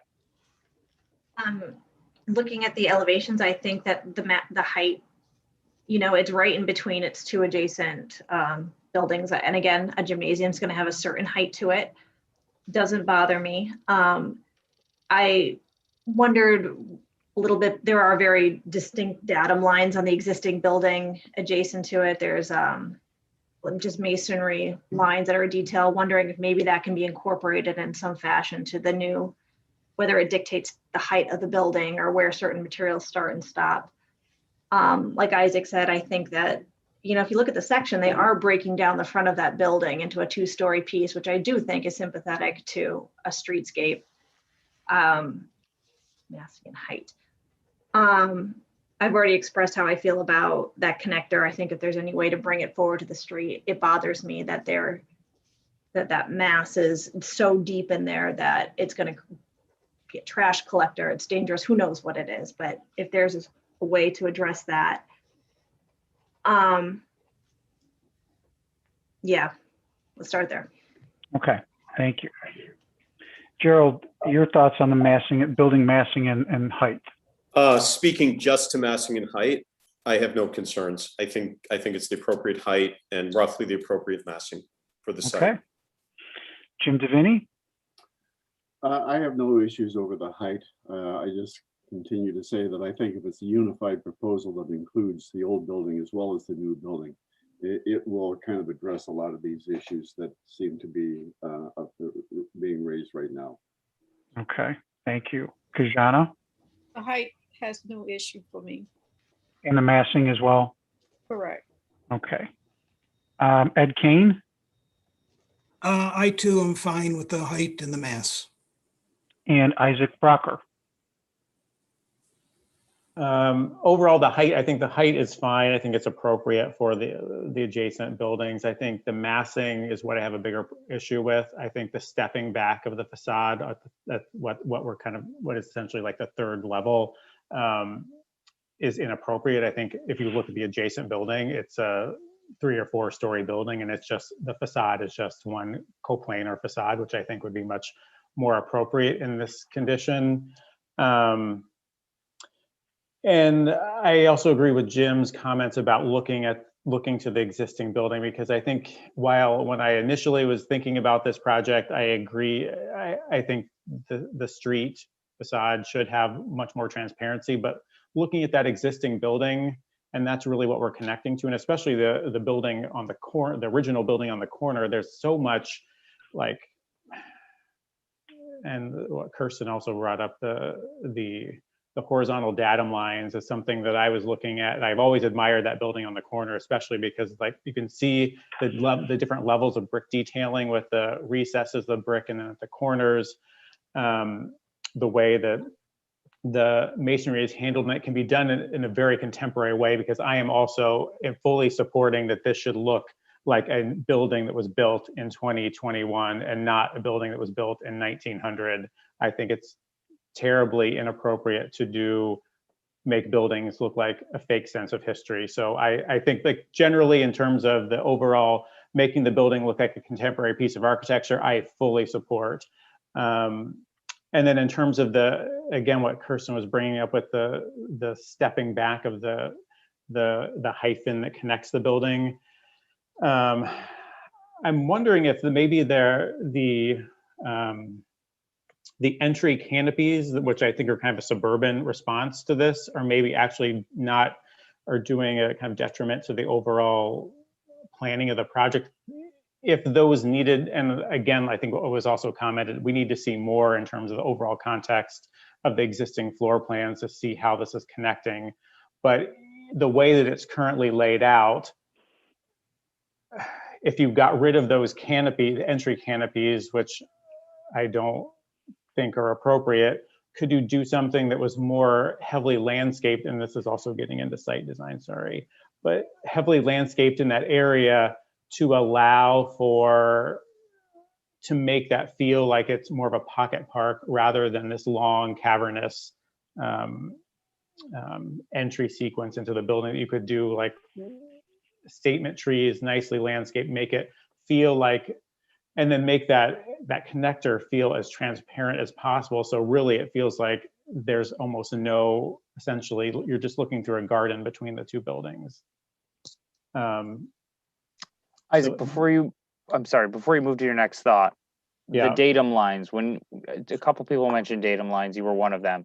When you're saying datum line, what do you mean by that? So that everyone can understand. Are there the photos? I forget the photos of the building on the corner, or the original building on, is it Brunswick Street? Let's see if we can go up to those photos. Were there photos included? I don't think there are really any. See it on the rendering too. I mean, they're expressed. Yeah. So let's go back up. Sorry about that. So you this see is the white lines on. Oh, maybe you're talking. Yeah, no, it's the exit. So you're not really seeing them in this rendering, but I think they're more prominent on the building that's right on the corner of Brunswick, the opposite on the. Oh, I see. Okay. Is it the southeast corner? Yeah. The white lines. Yeah, it's those datum lines, as well as the way that the brick projects out on the corners, and is also like at the first floor of the original building on the corner. It like every 5 courses maybe the brick is recessed back, so it creates these horizontal lines, which is also, I mean, you can see some of these elements being used in a very contemporary way, potentially being used in a very contemporary way on this new building. So, okay, I think they should look at some of those cues and how do you interpret those in a contemporary way to make it look like it has some sort of belonging with the original building, since it is a part of that structure. Okay. And one more thing in terms of massing. I mean, potentially, could there be, I mentioned earlier, could you move the study rooms to the first floor to get more transparency? 2, could you relocate the lobby so you have a more transparent lobby along the street? I mean, I think those are some ideas to at least address some of the concerns that were brought up. Okay, thank you, Isaac. Yeah. Let's move on to building materials and overall design. I know that a lot of people have said things in this category already, but let's try to wrap that up. Kirsten, building materials and design, please. Materials presented, I'm pretty much okay with what they've shown in terms of the palette. In terms of the design, there's one example that's shown on page 22 that I keep looking at. It's the lower left corner and how they brought that entry to the corner. I keep wondering if there's a design solution that you pull a portion of that project out and you can, wondering if that lower corner, maybe there's something there, you know, just because you offered it to us that could, it just felt more urban to offer maybe. Yeah, Lower in left terms of here. the entry. I just like the way that they opened up a corner, and I kept thinking that's something that maybe that could be brought to the design. And again, I know Isaac's bringing some of the program downstairs, but again, I'm sympathetic to not wanting to put their students on display. This isn't a college campus, it's a public street. So thinking about some of those ideas, and I think really my last comment, even the Landmark Society brought up Monroe High School, and I was involved in that project, and a lot of the same things were dealt with. But again, that gymnasium is way back. It's not on the street, but there are long, you know, vertical windows that come almost to the street. I don't know if there is a way to express, even in the image above, how do you make more of a vertical breakdown of a facade that's very horizontally dominant? I don't know if that would start to be, are there little slivers where you can expose what's going on the inside instead of a large storefront, you know, slivers of exposure rather than something greater. And I do think, even playing with, I do think that there's more in these renderings than what they're showing us in terms of transparency. There is quite a bit of glass on that front entry and that connector. And if there's a way even to show these in a more convincing way, I think it would go a long way too. I'm good. Thank you. Gerald, your thoughts on building materials and design specifically? Okay, and Chris, when you say building materials and design, do you mean the last two categories, materials and site design? The second to last category is building materials and design. The last category is site design specifically. I think you're both looking at two different areas. So I wrote on the staff report to sort of encompass the building materials and how they're being implemented into the design, when the applicant wrote in their actual staff report just materials. So thinking more broadly about that in terms of how those are being used and how they're being used in terms of the design of the structure itself. Got it. Okay, so we're just on the third category. We're on building materials and design. Right, correct. Okay, so one of the challenges with having 7 of us on the board and doing a conceptual review is we're not going to agree on everything. So I hope that the applicant can figure out some way to respond to us. Normally I agree with Kirsten. In this case, I have concerns about using the building, the lower left of this image as a model. I'm not talking about anything but the entry, not the big mass to the left of it. Okay, so I would be happy with an off-center entry if that's what we're looking at, but I actually share the concern that's been expressed by others about having so much brick on the lower level of the building. So as we talk about materials, I think the materials chosen are fine. However, at least on the west side of the building, I would incorporate more brick, because that's the side that people will see the most of besides the Park Avenue side. But I think the materials chosen are fine. But I really do think that given that this sits on Park Avenue, sits in an area that is heavily commercial, that there should be more glass on the building. And as Isaac and others have pointed out, that means looking at the uses in the building and figuring out a way to have uses on the first floor in the front that don't violate the privacy of students. It could be as simple as a lobby or a corridor or something, but I really think we need more glass on the first floor and more openness. As far as other things with materials, I think the materials chosen are fine. Thank you. And Jim Divinity. Actually, I like a lot of the suggestions that Kirsten gave because looking at that page 22, I mean, from where the empty lot is now, just a few feet to the east, I do recall that there was a setback in the old building that had an entrance there, and now there's just a couple of signs about where to go or how to get into the building. So the idea of a setback to me sounds like kind of a nice idea, and bringing the building closer to the sidewalk area, moving it forward, but having that setback for the entrance might begin to sort of solve some of the problems in my mind about this thing. And I don't have any aversion to brick and as being proposed, and I don't think we have to be completely transparent. I do think that the privacy of the gymnasium is important to consider, and that's pretty much all I have to say on the subject. Thank you.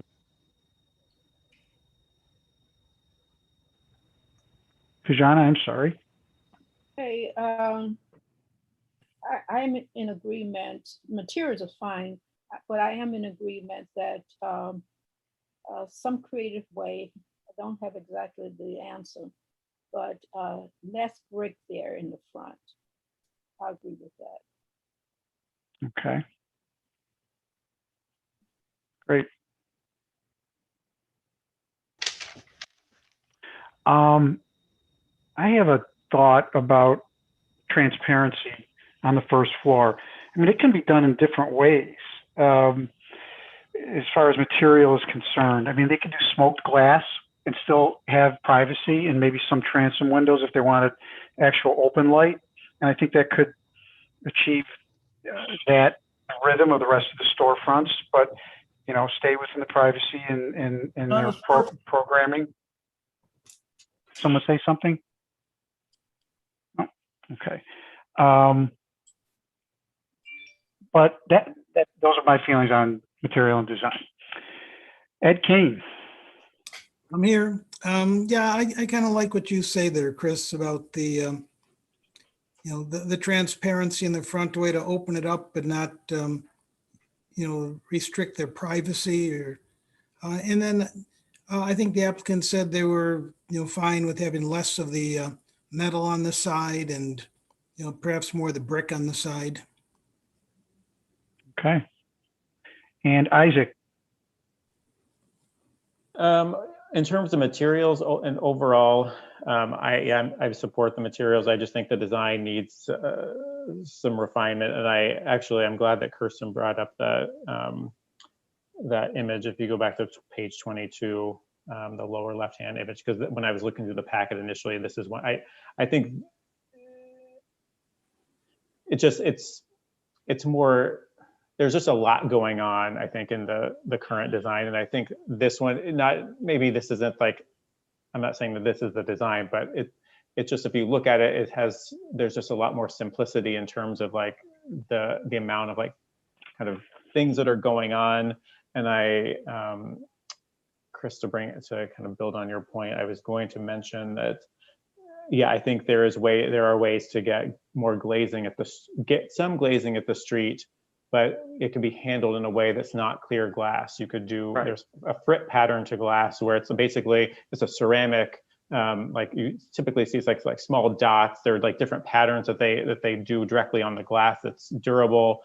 You can do translucent glass that allows you can still see light and kind of like shadow of like what's going on behind the glass, but not actually see in. There are a variety of ways to handle it. I just think the building shouldn't be treated, right now the elevation is the facade, the Park Avenue facade to me seems like it's treated as like kind of like 3 levels of a wedding cake. There's like and I think it should be treated a little bit more holistically, less stepping. And what else was I thinking? How about site design, Isaac? We can go right to site design and then we'll go down with everyone else's site design and wrap this baby up. Okay. I think I touched a little bit earlier. Site design, I think trying to maintain the setback of the existing building is important for that street, kind of street frontage. I think depending on what exploration they're going to do in terms of the building lobby, I think I touched on this earlier on the, if they really can't, if that connection really has to stay there, I mean, maybe it could get deeper to the north and south so it's not quite, so that kind of space isn't so like the 40-foot depth. I think there's a lot of things they could do with landscaping in those areas to make it feel like a park and like garden, and make it, and then really remove as many of the solid walls within that connector as possible to really make it as transparent as possible. I think what they're doing with trying to introduce the green space on the, was it the southern side of the site? I think that works well. Yeah, and really you could do landscaping on the north and south side if that connector ends up staying there, and eliminating the canopies. I think would go a long way to help like the current configuration.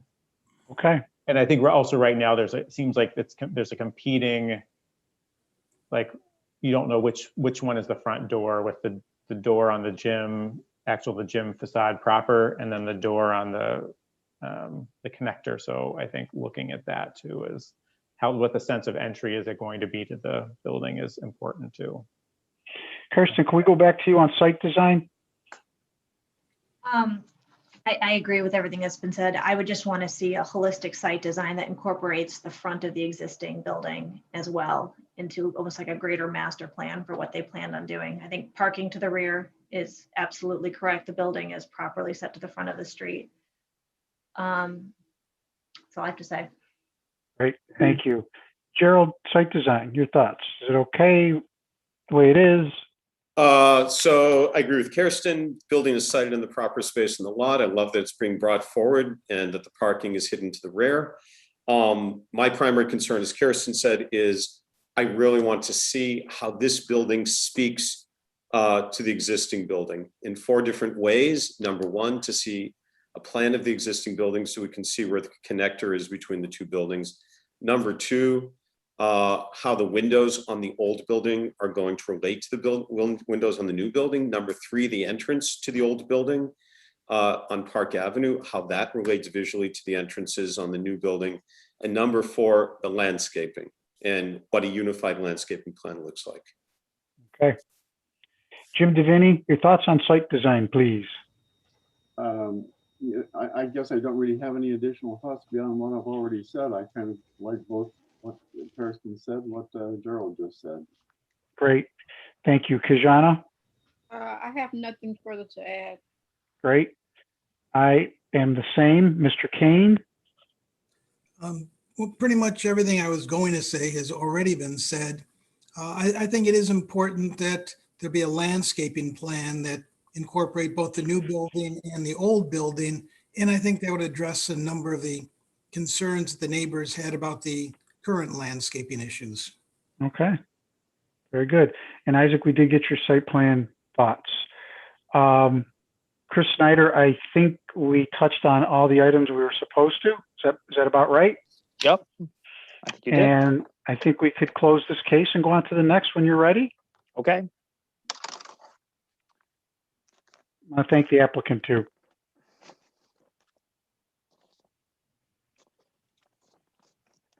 Okay. Just give me 1 second here. Take your time. Get through this. Thank you very much. Great feedback.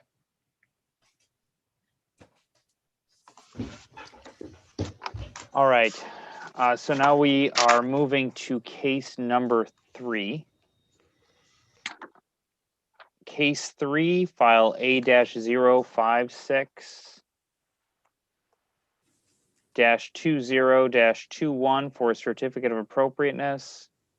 The applicant is Scott Duker, project architect for 68 East Boulevard. The request is to construct an outdoor-indoor chimney at the rear of this single-family townhouse. All board members present have visited the site. Give me just a second, because I got to bring in. Yes, take your time.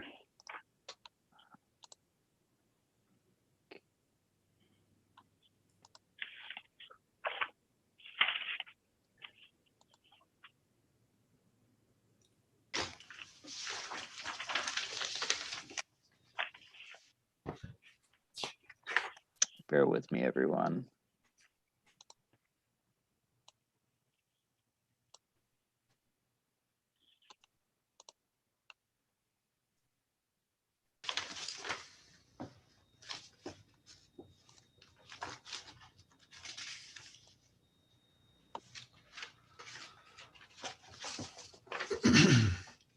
Okay, so Scott is with us. Okay. Believe it looks like we're having some technical issues. Just give me 1 second, everyone. Yeah, Scott is with us. Yep. Can you guys hear me okay? Yep, we can. Good. Thank you, Scott. I'll just swear you in. Do you, Scott Duker, solemnly affirm that the testimony you're about to give in this hearing is the truth, the whole truth, and nothing but the truth? I do. Great. We've all visited the site. We've looked over all the materials. We're ready for your presentation. And if you could please keep it to 15 minutes, we would greatly appreciate it. Definitely. Thank you, everyone, for the opportunity to present tonight. My name is Scott Duker. I am the project architect for the project, and I'm also representing the homeowner, Joan Hoover, this evening. The proposal is for an exterior chimney and fireplace addition to the northwest side of the existing house. We're proposing two options. The first option is our preferred path, and that is a stone masonry sheathed wood frame chimney and fireplace. There is an existing flagstone patio on that side of the house currently. And Chris, if you would go to page number 6, please.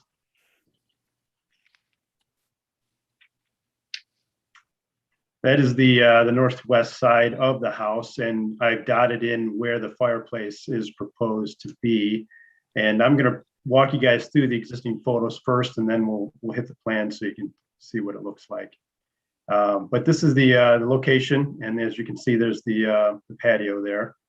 And the reason for the stone masonry look is it's an outdoor space. It kind of relates well to, relaxed atmosphere. It is, it does provide an ambiance, and the owner does prefer the stone option. The stone also would relate to the existing Culver house that is adjacent to this house that fronts on East Boulevard. We would match that stone that's currently on the Culver house. It would be a veneer product. So it's a thinly cut stone. It's real stone. It's not a cultured faux stone.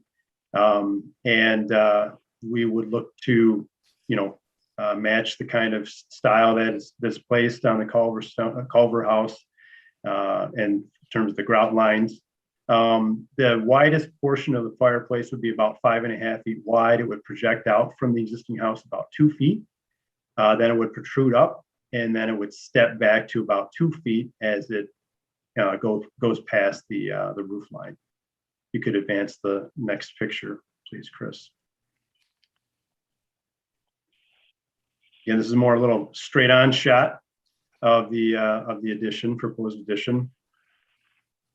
Could go to the next number 8, I guess. This is looking from the shared drive that as you drive into the neighborhood, so that you can kind of sort of see it from that angle. And then if you would advance, Chris, please. And this is from the front of the house.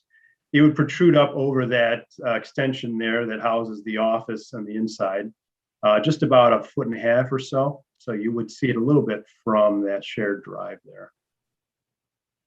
Next one, please, Chris. Rotate that, please. Thank you. So yeah, it would be a wood framed fireplace box and chimney. and it would sheathe the plywood. And then, as I said, there would be a masonry veneer applied to that with a mortar. And like I said, the stone there is on the Culver house, and we would match that as closely as possible.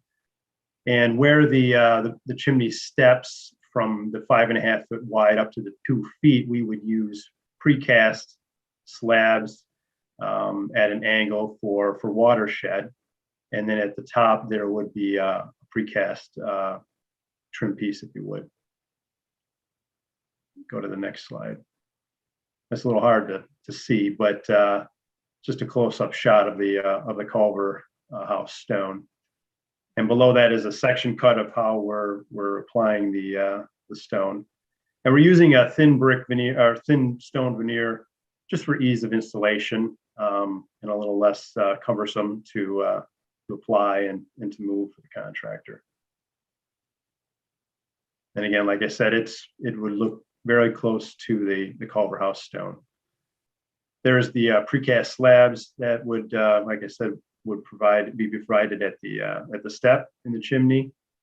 And then there is a small cricket behind the rear of the chimney so that the water sheds off, and that brick or that cricket would be asphalt shingles to match the existing asphalt shingles on the house. There in the left is an image of a stone surround fireplace. This is the actual fireplace. It's a gas insert, it's 42 inches wide. There would be a hearth that would be precast as well, would be raised up about 6 inches off the grade. On your right there is a pretty close image of what the stone would look like, the stepped effect as it protrudes up. This is a cultured stone, but we, again, like I said, we would be matching the stone on the Culver house. Go to the next slide, please. If that first option is not palatable to the board, we did also provide a second option for doing a brick chimney. All the chimneys on the existing house are brick now.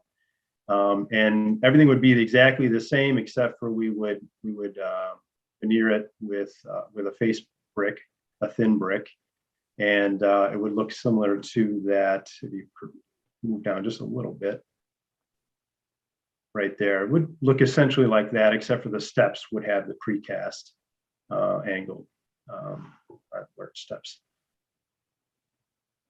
Yeah, the next one.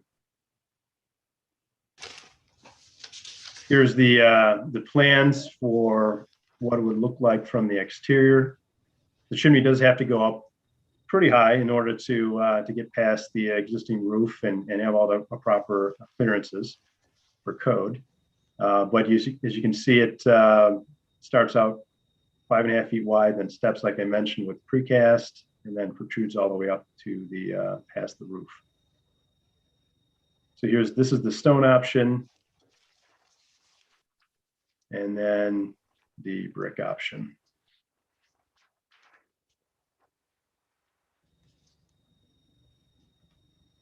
Now, we feel that stone is historically sensitive to the Culver Roadhouse, so the homeowner is looking to do the stone, but we understand that the existing chimneys are brick, so that we did provide that second option. Okay, well, thank you very much for the presentation. We'll open it up to questions to the board members, and we'll start with Isaac Brocker. I have no questions. Thank you. Mr. Kane? I have no questions. Great. I'm next. I have no questions. It was very well presented. Kajana? I have no questions. Thank you. Jim Divinity? I have no questions. Thank you, sir. Gerald Gam? I have no questions. And Kirsten Solberg? No questions, thank you. Wow, okay, very I have a good. quick question.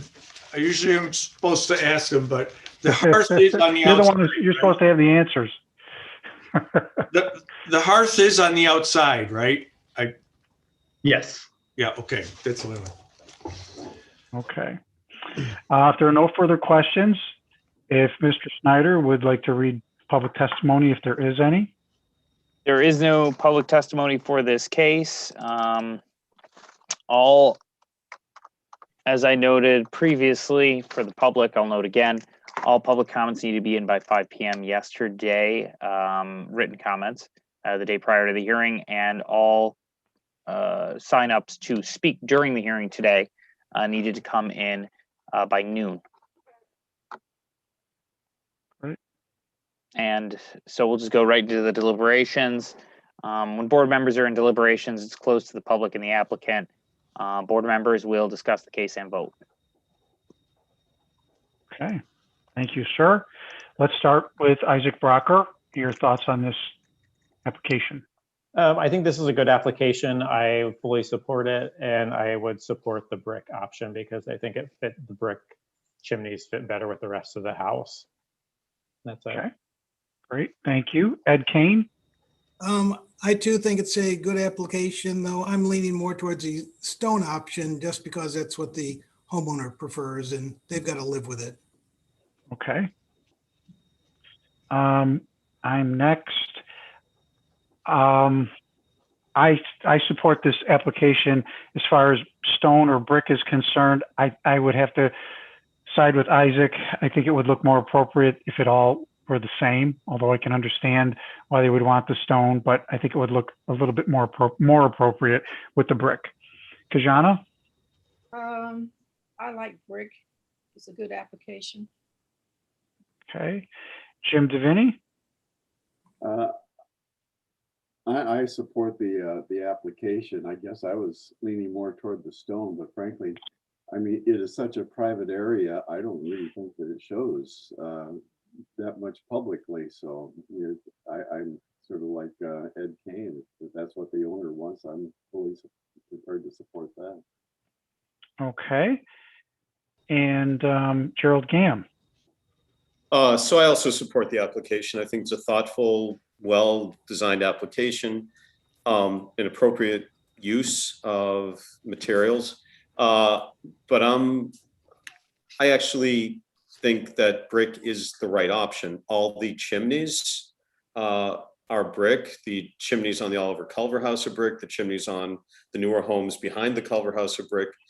And the part of it that will show publicly is the part that pokes above the roof line. And I think if that's stone, it's going to look inappropriate given that all the other chimneys poking above the roof line are brick. I was more on the fence earlier until I heard that what was being proposed were not big blocks of stone, like the retaining walls around the Oliver Culver House, but instead stone veneer. And I also have some concern that the stone veneer is not going to be a good match for the big blocks of stone that are used around the Culver House. So I support this application, but I would support it in brick. Good points. Okay, thank you. And Kirsten Solberg? I think brick is more appropriate, but given the extremely low profile nature of this location, I would be happy to let the homeowner do what they want. Okay. So just to take the temperature here, I've got Ed is fine with the stone, as is Jim Divinity, and Kirsten, are you one way or the other? I would accept either. You would accept either. That helps nothing. Okay. So does the board feel if we had a motion to go with one or the other and just voted straight on it and went from there? Do you think that's the right way to do it? Well, it's sort of the only suggestion I'd make is that what we're really choosing is whether we require the brick or we defer to the homeowner to do either one. That's correct. But like I said, when I took the temperature, it was kind of, let me see, 1, 2, 4 people were really on for the brick, and 2 were for the stone, and 1 was kind of whatever works. So we have to make a decision. And in your opinion, all of your opinions, what's the best way to do this? Well, so what I would, Kirsten? Want to say who would support the homeowner? Put your hand up. Oh. So Okay. just 2 of us. So, 3. So then it would be 3 to 4. So.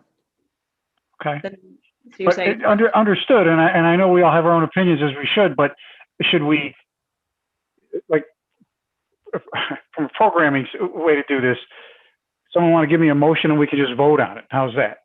That Sound right? Yeah, I Okay. mean, you think if a majority of you are going one way, it makes sense to do a motion that way. Yeah. But I think that's Okay. what, Carson, it seemed like that's what you were doing, is trying to get the temperature before you vote, because you don't want to deny it, but you know that one of the options is the wrong option, so sussing out that way, so that makes sense. Right. Okay. Gerald, do you want to give us a motion with, please? Sure. So making a motion for case number 3, file number A-056-20-21 to construct an outdoor-indoor chimney at the rear of the single-family townhouse. That we approve this motion conditional on the chimney being made of red brick.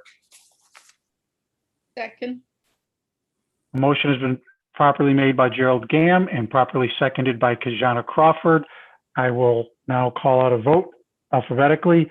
Isaac Brocker, do you vote yay or nay? Yeah. Isaac Brocker votes yay for the motion. Ed Kane? I might as well vote yay. Okay, Ed Kane votes yay for the motion. I'm next, Christopher Coretta. I vote yay for the motion. Katherine Crawford? Yay. Katherine Crawford votes yay. Jim Divinity? I'm going to vote yay. Jim's going to vote yay. Jim Divinity votes yay. And Gerald Gam? Yay. Gerald Gam votes yay. And Kirsten Solberg? Yay. Yay. Okay, so Kirsten is yay. That's a unanimous 7-vote yay. Thank you very much for the presentation and the application.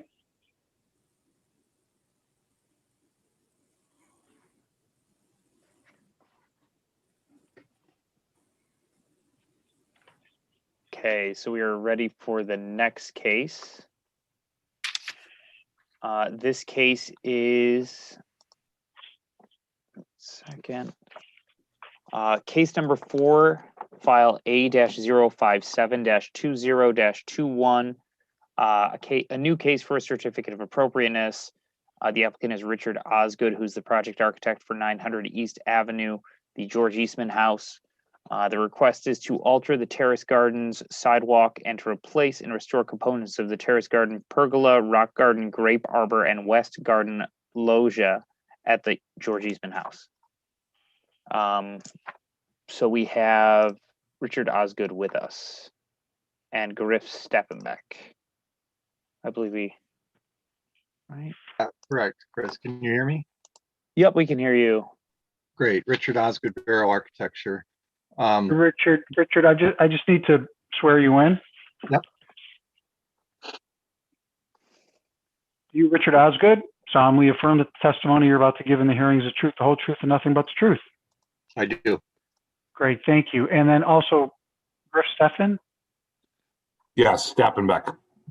Oh, okay, thank you. I only can see part when we're sharing a screen. I can only see part of your name. Okay. And I also see there may be another person on here. It could be Kathy Connor. Kathy Connor. Kathy. Kathy Connor. Okay. So Griff Steffenbeck, you solemnly affirm that the testimony you're about to give in this hearing is the truth, the whole truth, and nothing but the truth. I do. Thank you. And Kathy Connor, you solemnly affirm that the testimony you're about to give in this hearing is the truth, the whole truth, and nothing but the truth. I do. Great. Thank you, everyone. We've all visited the site. We've all read through it. If you could keep it to 15 minutes, we would greatly appreciate it, and we're ready for your presentation. Great. Certainly. Thank you very much. For those that don't know, though I suspect you do, Griff Steppenbeck is the Senior Director of Facilities at the George Eastman Museum. Kathy Connor is the curator of the Eastman Legacy Collection, which includes the mansion, the historic buildings and garden structures, as well as the gardens themselves remaining on Mr. Eastman's property. We're fortunate Kathy's time goes back to when we last worked on these garden structures. And so the two of them, if they need to provide some insight, can do so for us. A couple of years ago, Chris, I think in our packet, Barrow Architecture was hired along with Jensen Engineering, structural engineers, to do a memorandum, which is page number 9, evaluating the existing conditions of the 3 garden structures That mini condition report led to an application by the museum into the New York State Consolidated Funding application process, of which they won an award to do a repair restoration on these 3 garden structures, of which they are the grape arbor, the pergola, and the loggia. The way the museum has designed the current project is to present tonight the pergola and the grape arbor. And Chris, if you can go to the site plan, the color-coded plan at the beginning of this packet on page number 6. Correct. So the pergola is structure number 1. That's in our terrace garden directly across from the colonnade, which was previously presented. The grape arbor is the University Avenue end, and that is surrounding the rock garden. And those are the 2 structures that we're presenting as a project tonight. We will return sometime in the fall or the winter for our 3rd project at the loggia in the sunken west garden. We may move, Chris, to page 7, next page. This memorandum is a bullet pointed list of the scope of work described in the backup drawings that you have also as part of this packet. It's essentially, we need to sort of deconstruct the puzzle pieces of both structures, retaining the materials that are historic and still salvageable, and then purchase new materials mimicking size, shape, profiles, and then put the puzzle back together again. These structures were essentially a great majority of the 2 structures were worked on in 1989. I believe that's the correct year, Kathy. Yes. At which point, you know, they've had a good near 35-year run of exposure to the elements, patrons, and the lovely thing that both do to outdoor buildings. If we could turn to, Chris, the architectural drawings, which are at the end of the packet. Thank you. And we'll do to the very next sheet. So as part of the award received from New York State, besides the repairs to both structures, we need to also provide accessibility into them. And so this site plan indicates how we're taking the existing brick pathways and creating a slightly raised walk to the center bay of the pergola directly across from the colonnade structure, which in the previous review for that project, we had raised those walks and created a landing that was flush at the colonnade door. We're going to do a similar thing so that we're flush, nearly flush at the pergola, with the exception of that last little landing that turns 90 degrees and gets to the center bay. That makes the pergola accessible to patrons moving throughout the garden, of which they could never get to before. As part of the changes in those walks, we do have to regrade the center lawn area around the lily pond in order to accommodate that. The current garden obviously is still in a state of construction, if you will, left over from the colonnade work. We're going to be also engaged in some more window work and dormer repairs from previous projects we presented to the board. And so the opportunity to work on pergola is now, so that we're not disturbing freshly relayed gardens. Hence, the reason we're trying to get approval for these projects is we can get out to bid still with some time in this calendar year and be prepared to reinstall the gardens spring of next year. Chris, the next sheet, if you could. This is our approach for handicap accessibility to the grape arbor. With the new entry project and the parking lot off to the west, there is an existing brick pathway that goes along the 1989 International Photography Museum building. It turns 90 degrees to get to the main entrance of that building, which is now essentially relocated because of the new campus orientation at the new entry building. However, that walkway is sort of important for patrons who do want to enjoy the Great Barber, and therefore we're going to create a new direct connection from that brick pathway across the asphalt drive and into what is the far west bay of the current Great Barber. The grades and materials will continue that brick paver, and we believe the grades are going to be at a sloping walk condition. The next slide, please, Chris. As part of the back to the pergola work, we're going to remove all the brick pavers inside the pergola. We'll improve all of that drainage and provide a proper concrete base to lay the pavers on. Our drainage will go out to the east lawn, which is to the bottom of the structure on the sheet. We will disassemble all the stone balustrade. We'll repoint all the stone columns. We'll replace all of the wood roof joists and lattice work above. Again, mimicking the spacing, the number, the size, the length, the profile of all of those members. To the next sheet, please, Chris. And similarly at the Great Barber, although the rafters are not nearly in as bad a shape as the pergola, we've surveyed, we think we can get away with perhaps about 25 for complete replacements. We do have instances underneath the existing metal roofs that are shown here of where our furry friends have chosen to take up residence and start to chew on the beams, and we will provide Dutchman repairs at those locations so that it will blend in and be the appropriate size and shape for the beams that are there. Next slide, please. And then we've provided some elevation and details showing the exact profiles of the materials, the different types of columns that are at the pergola in this particular case. The ends of those rafters are nicely shaped, to which we'll match those exactly. Next slide, please, Chris. And similarly for the Great Barber as well. The brick pavers of both, well, of the Great Barber in particular, have heaved considerably.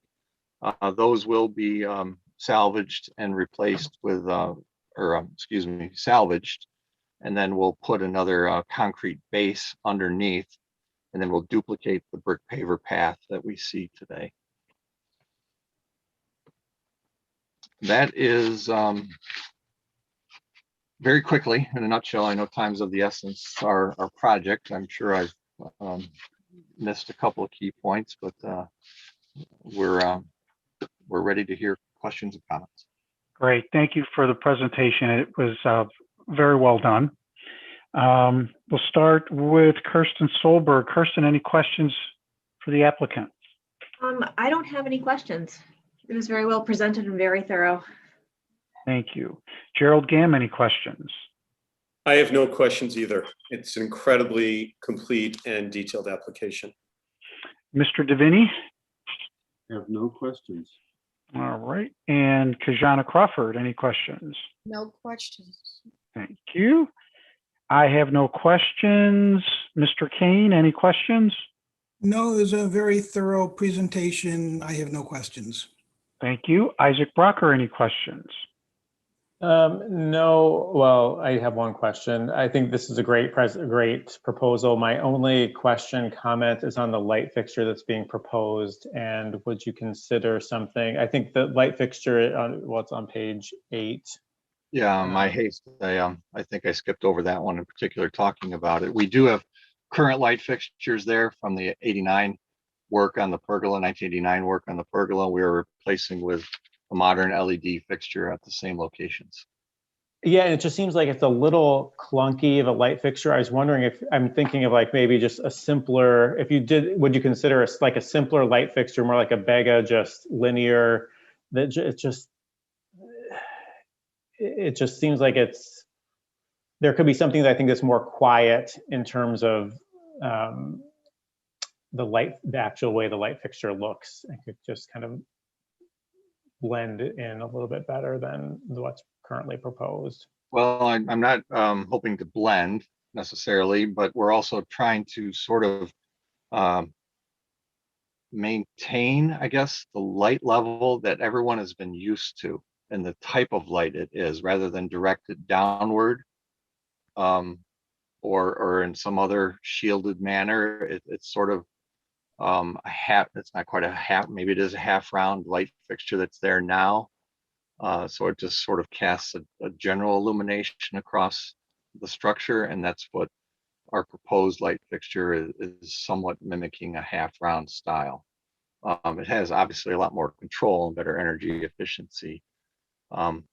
It's a smaller unit than the ones that are there now. Okay, that was my only question. Okay, very good, thank you.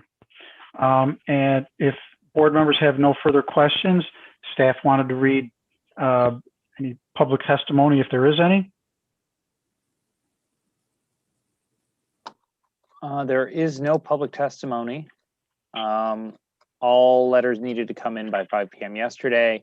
If you wanted to sign up to speak, it would have been the day of the hearing today by noon. So we can go right into deliberations, which are closed to the public and to the applicants. So we can just go right into the deliberations now. Great, thank you. All right, let's start with Kirsten. Your thoughts, Kirsten? Not to say I don't have any thoughts, but this is repairs and in-kind replacements, and I know I'm very aware of the team that's doing it, and I have full confidence that they're doing the right thing. And I walked the site, and it's in need of repair, so I fully support it.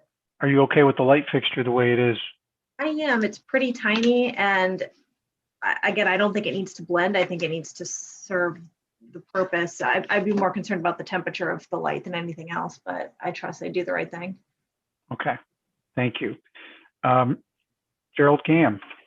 I have no strong feeling on the light fixture, so I want to hear what others on the board think. The rest of it, frankly, this proposal is almost inspiring to see the word I used was inspiring, to see the care that the George Eastman Museum is putting into its grounds and the attention that the project architect and Borough Architecture is putting into the restoration of these gardens. Ironically, we had actually walked this site just 2 or 3 weeks ago, and I was thinking the pergola really needed some help. The gardens needed some help. And so I'm really excited to see this. Great, thank you. Jim Divinity?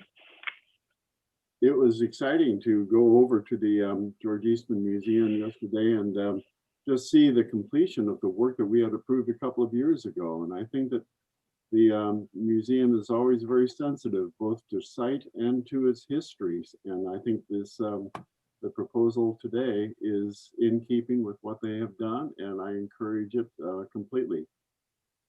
Great, thanks, Jim. Kajana? Okay, the proposal is well written. The Eastman is a staple in our community, and I am glad that they are moving forward with these repairs. Great. I'm next. I fully support this application. It's definitely in need of these repairs, and I think they're going about it the right way, above and beyond, as usual. We're really lucky to have the Eastman Museum here, and thanks for taking such good care of it. Ed Kane? I agree with everything you said, Chris, and I'm fine with that light fixture. Okay, and Isaac Brocker? Yeah, I fully support the proposal. I really think that the light fixture is not of the same quality as the rest of the project. Okay. Very good. Kajana, did you want to give me a motion? Oh, sure.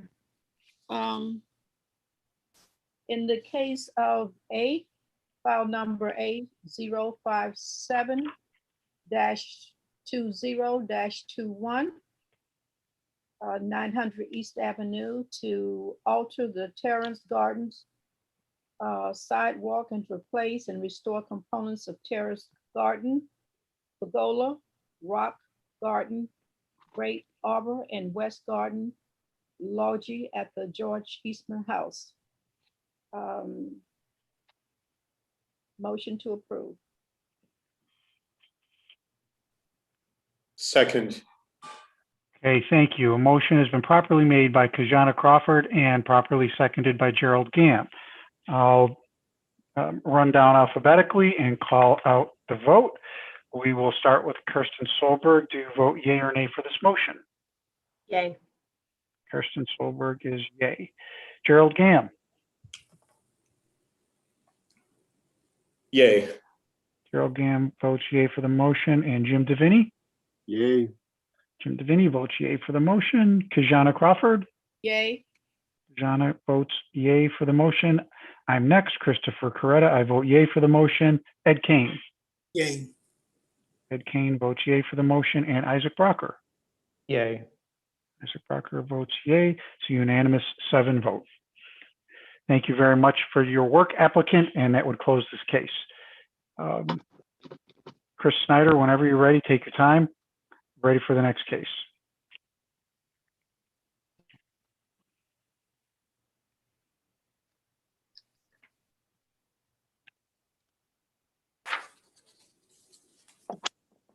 Okay, the last case tonight is case 5, file A-058-20-21. The applicants are members of Grace Road Church. The address is 440 East Avenue to install 4 48-inch by 30-inch by 66-inch air conditioning condenser units on the roof of a single-story addition at the rear of this building. This is a new certificate of appropriateness application. All board members present have visited the site. Good. Thank you. And we have Michael Barone with us. Yes. Great, thank you. Do you, Michael Barone, solemnly affirm that the testimony you're about to give in this hearing is the truth, the whole truth, and nothing but the truth? I do. Very good. I think we also have a few other members of your team, right, Michael? We have Kim, and then we have Chris. Yes. Will they be speaking tonight? Only if questions require it. Okay, so they'll be giving any, that would be testimony. Kim, what's Kim's last name, please? Gagarinas. Gagarinas. And I'm sorry, who was the other person? Chris Ciliak. Chris Ciliak. With Heat and Cool. Okay. We'll start with Kim.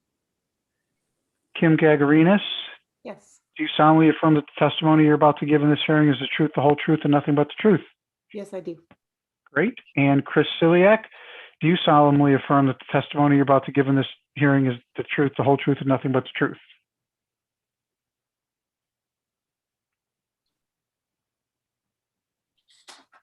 Chris, do we have you?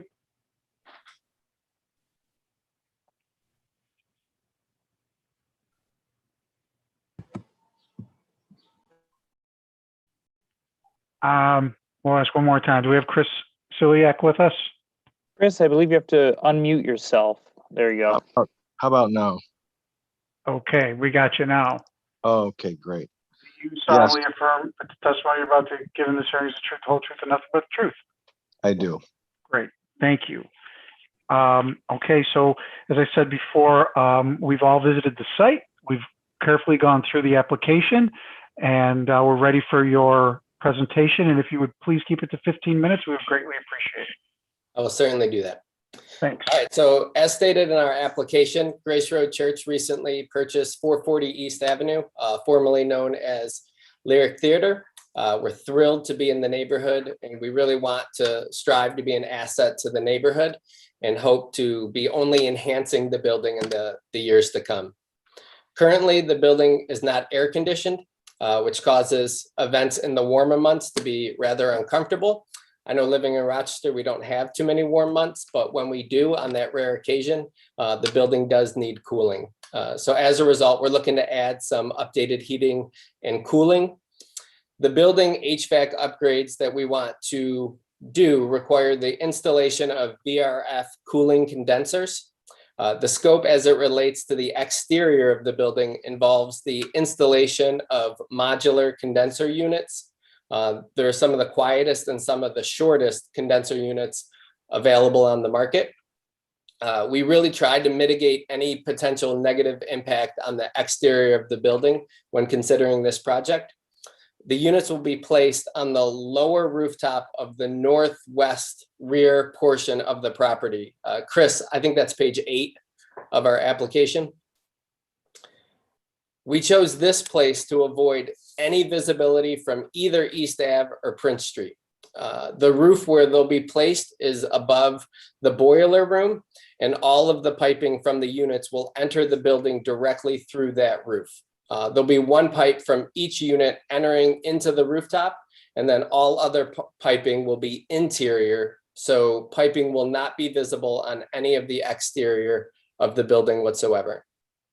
The units will be visible to only one neighbor. Chris, if you can go to maybe page 7 or 10, both kind of give you an idea of, yeah, that one's great.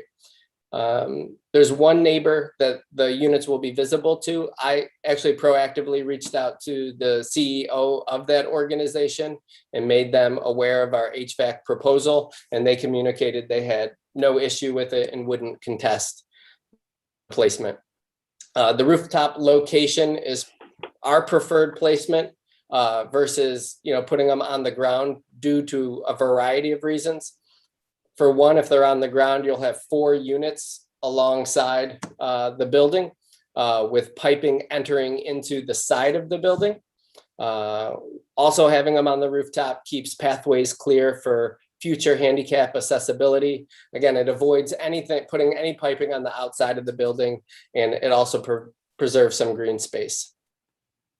We did consider some screening options, such as white lattice fencing around the units. However, we feel that the location of the units already is very discreet, and adding screening that might even be taller than the units could actually draw more attention to them. So ultimately, we feel putting these in the back of the building creates zero visibility to the 2 main roads, Prince and East. It allows us to make a much needed upgrade to the building while virtually eliminating any visual impact. So that's our plan. If any of the members of the board have comments or questions, we'd be happy to attempt to answer them. Great. Thank you very much for the presentation. We appreciate it. We will open it up to questions, and we'll start with Isaac Brocker. Isaac, any questions for the applicant? No, I don't have any questions. Thank you. Thank you. Ed Kane, any questions?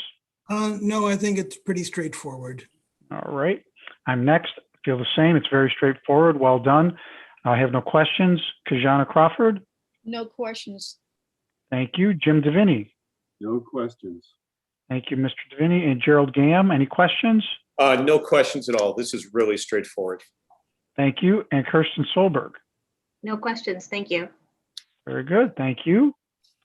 If the board has no further questions, we'll go to Mr. Snyder, see if there's any public testimony to be read. There is no public testimony for this case. I will say again for the last time, all comments needed to be submitted yesterday, the day before the hearing, by 5 p.m.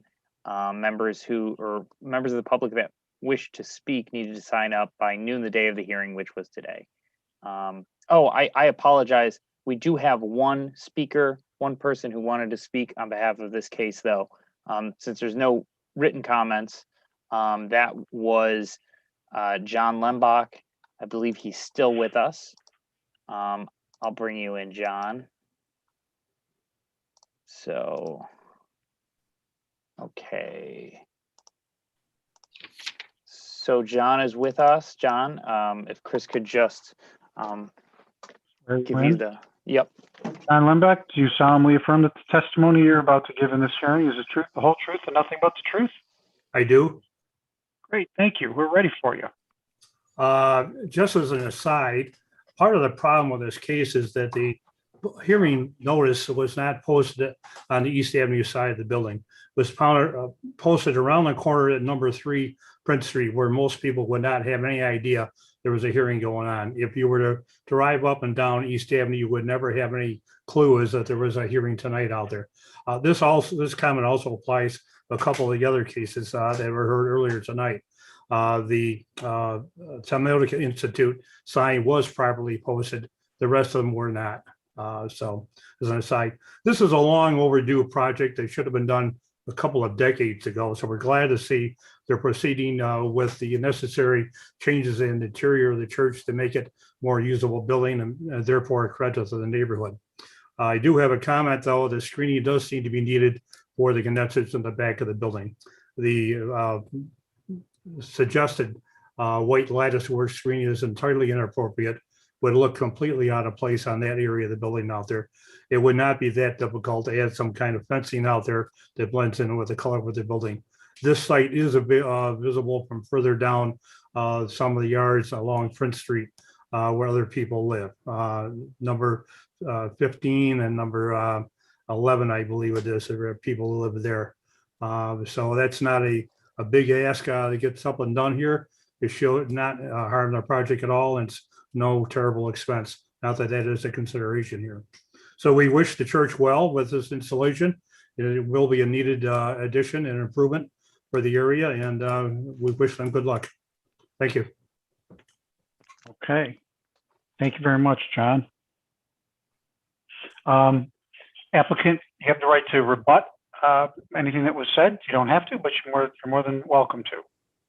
Yeah, I mean, we'd be very agreeable to fencing if that was the desire of those on the board or those in the neighborhood. Our only desire is to be good neighbors to those that we're next to. So we're agreeable to that change.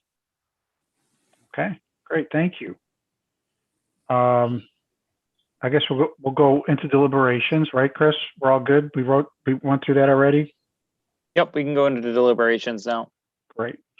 Isaac, your thoughts on that and the screening, please. Well, I don't think I'm fine with the location. I walked back to the back corner. I think it's really not that visible. The screening, I definitely do not think the lattice fits with the building. And just the screening in general, I don't know. I think the screening may end up just making it more of the units more of an issue, making it adding more prominence to something that just could go away if they were just the units. And I also am concerned about if you screen them, then you're losing the light coming in those windows.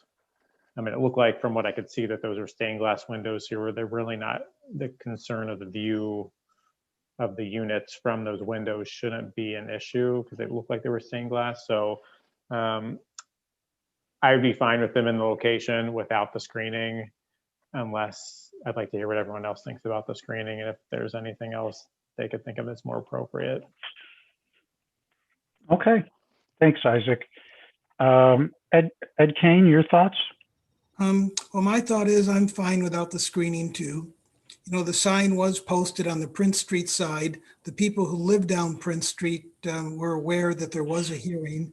None of them who live down Prince Street had any, negative comments to make. So, I think that the screening just draws more attention to it. Okay, thank you. I would agree with both Isaac and Ed. It is much needed. I've been to some performances there, and it'd be nice to have air conditioning in there for the new owners. But I do believe that screening will add more prominence to it. Kajana? I agree. The screening doesn't add anything. I don't like the screening at all. Okay, thank you. Jim Divinity? I'm in support of this proposal. I don't require additional screening. Thank you, sir. And Gerald Gam? Same for me. I think as I said before, very straightforward proposal. And I was actually really impressed as I walked around the structure, how tucked away this area is. So I agree completely that there's no need for screening. All right, thank you. And co-chair Kirsten Solberg, what do you think? Got nothing else to add. I agree with everyone. Okay. Isaac, would you like to give me a motion, please? Sure. Regarding case 5, file number A-058-20-21 for a certificate of appropriateness for the property at 440 East Avenue to install 4 air conditioning units as described in the proposal on the roof of the single-story addition at the rear of the building. I propose that we approve this as listed in the staff report with no screening around the units. Second. Okay, a motion was properly made by Isaac Brocker, seconded by James Divinity. Is that correct? Yes. Properly seconded. So I will call out a vote alphabetically. We will start with Isaac Brocker. Isaac, do you vote yay or nay for this motion? I vote yay. You. Ed Kane, do you vote yay or nay for this motion? I vote yay. Ed Kane votes yay. I'm next, Christopher Coretta. I vote yay for this motion as well. Katherine Crawford? Yay. Katherine Crawford votes yay. Jim Divinity? Yay. Jim Divinity votes yay. Gerald Gam? I vote yay. Gerald Gam votes yay. And Kirsten Solberg? Yay. Kirsten Solberg votes yay as well. That's a 7-vote unanimous vote. Thank you very much. Chris Snyder, do you want to call this off? Yes. So that concludes the June 2nd hearing of the Rochester Preservation Board. The next scheduled hearing is on July 7th, 2021. Questions and comments regarding this hearing or future hearings can be sent to preservationboard@cityofrochester.gov. Any changes to the virtual hearing process will be noted on the mayor's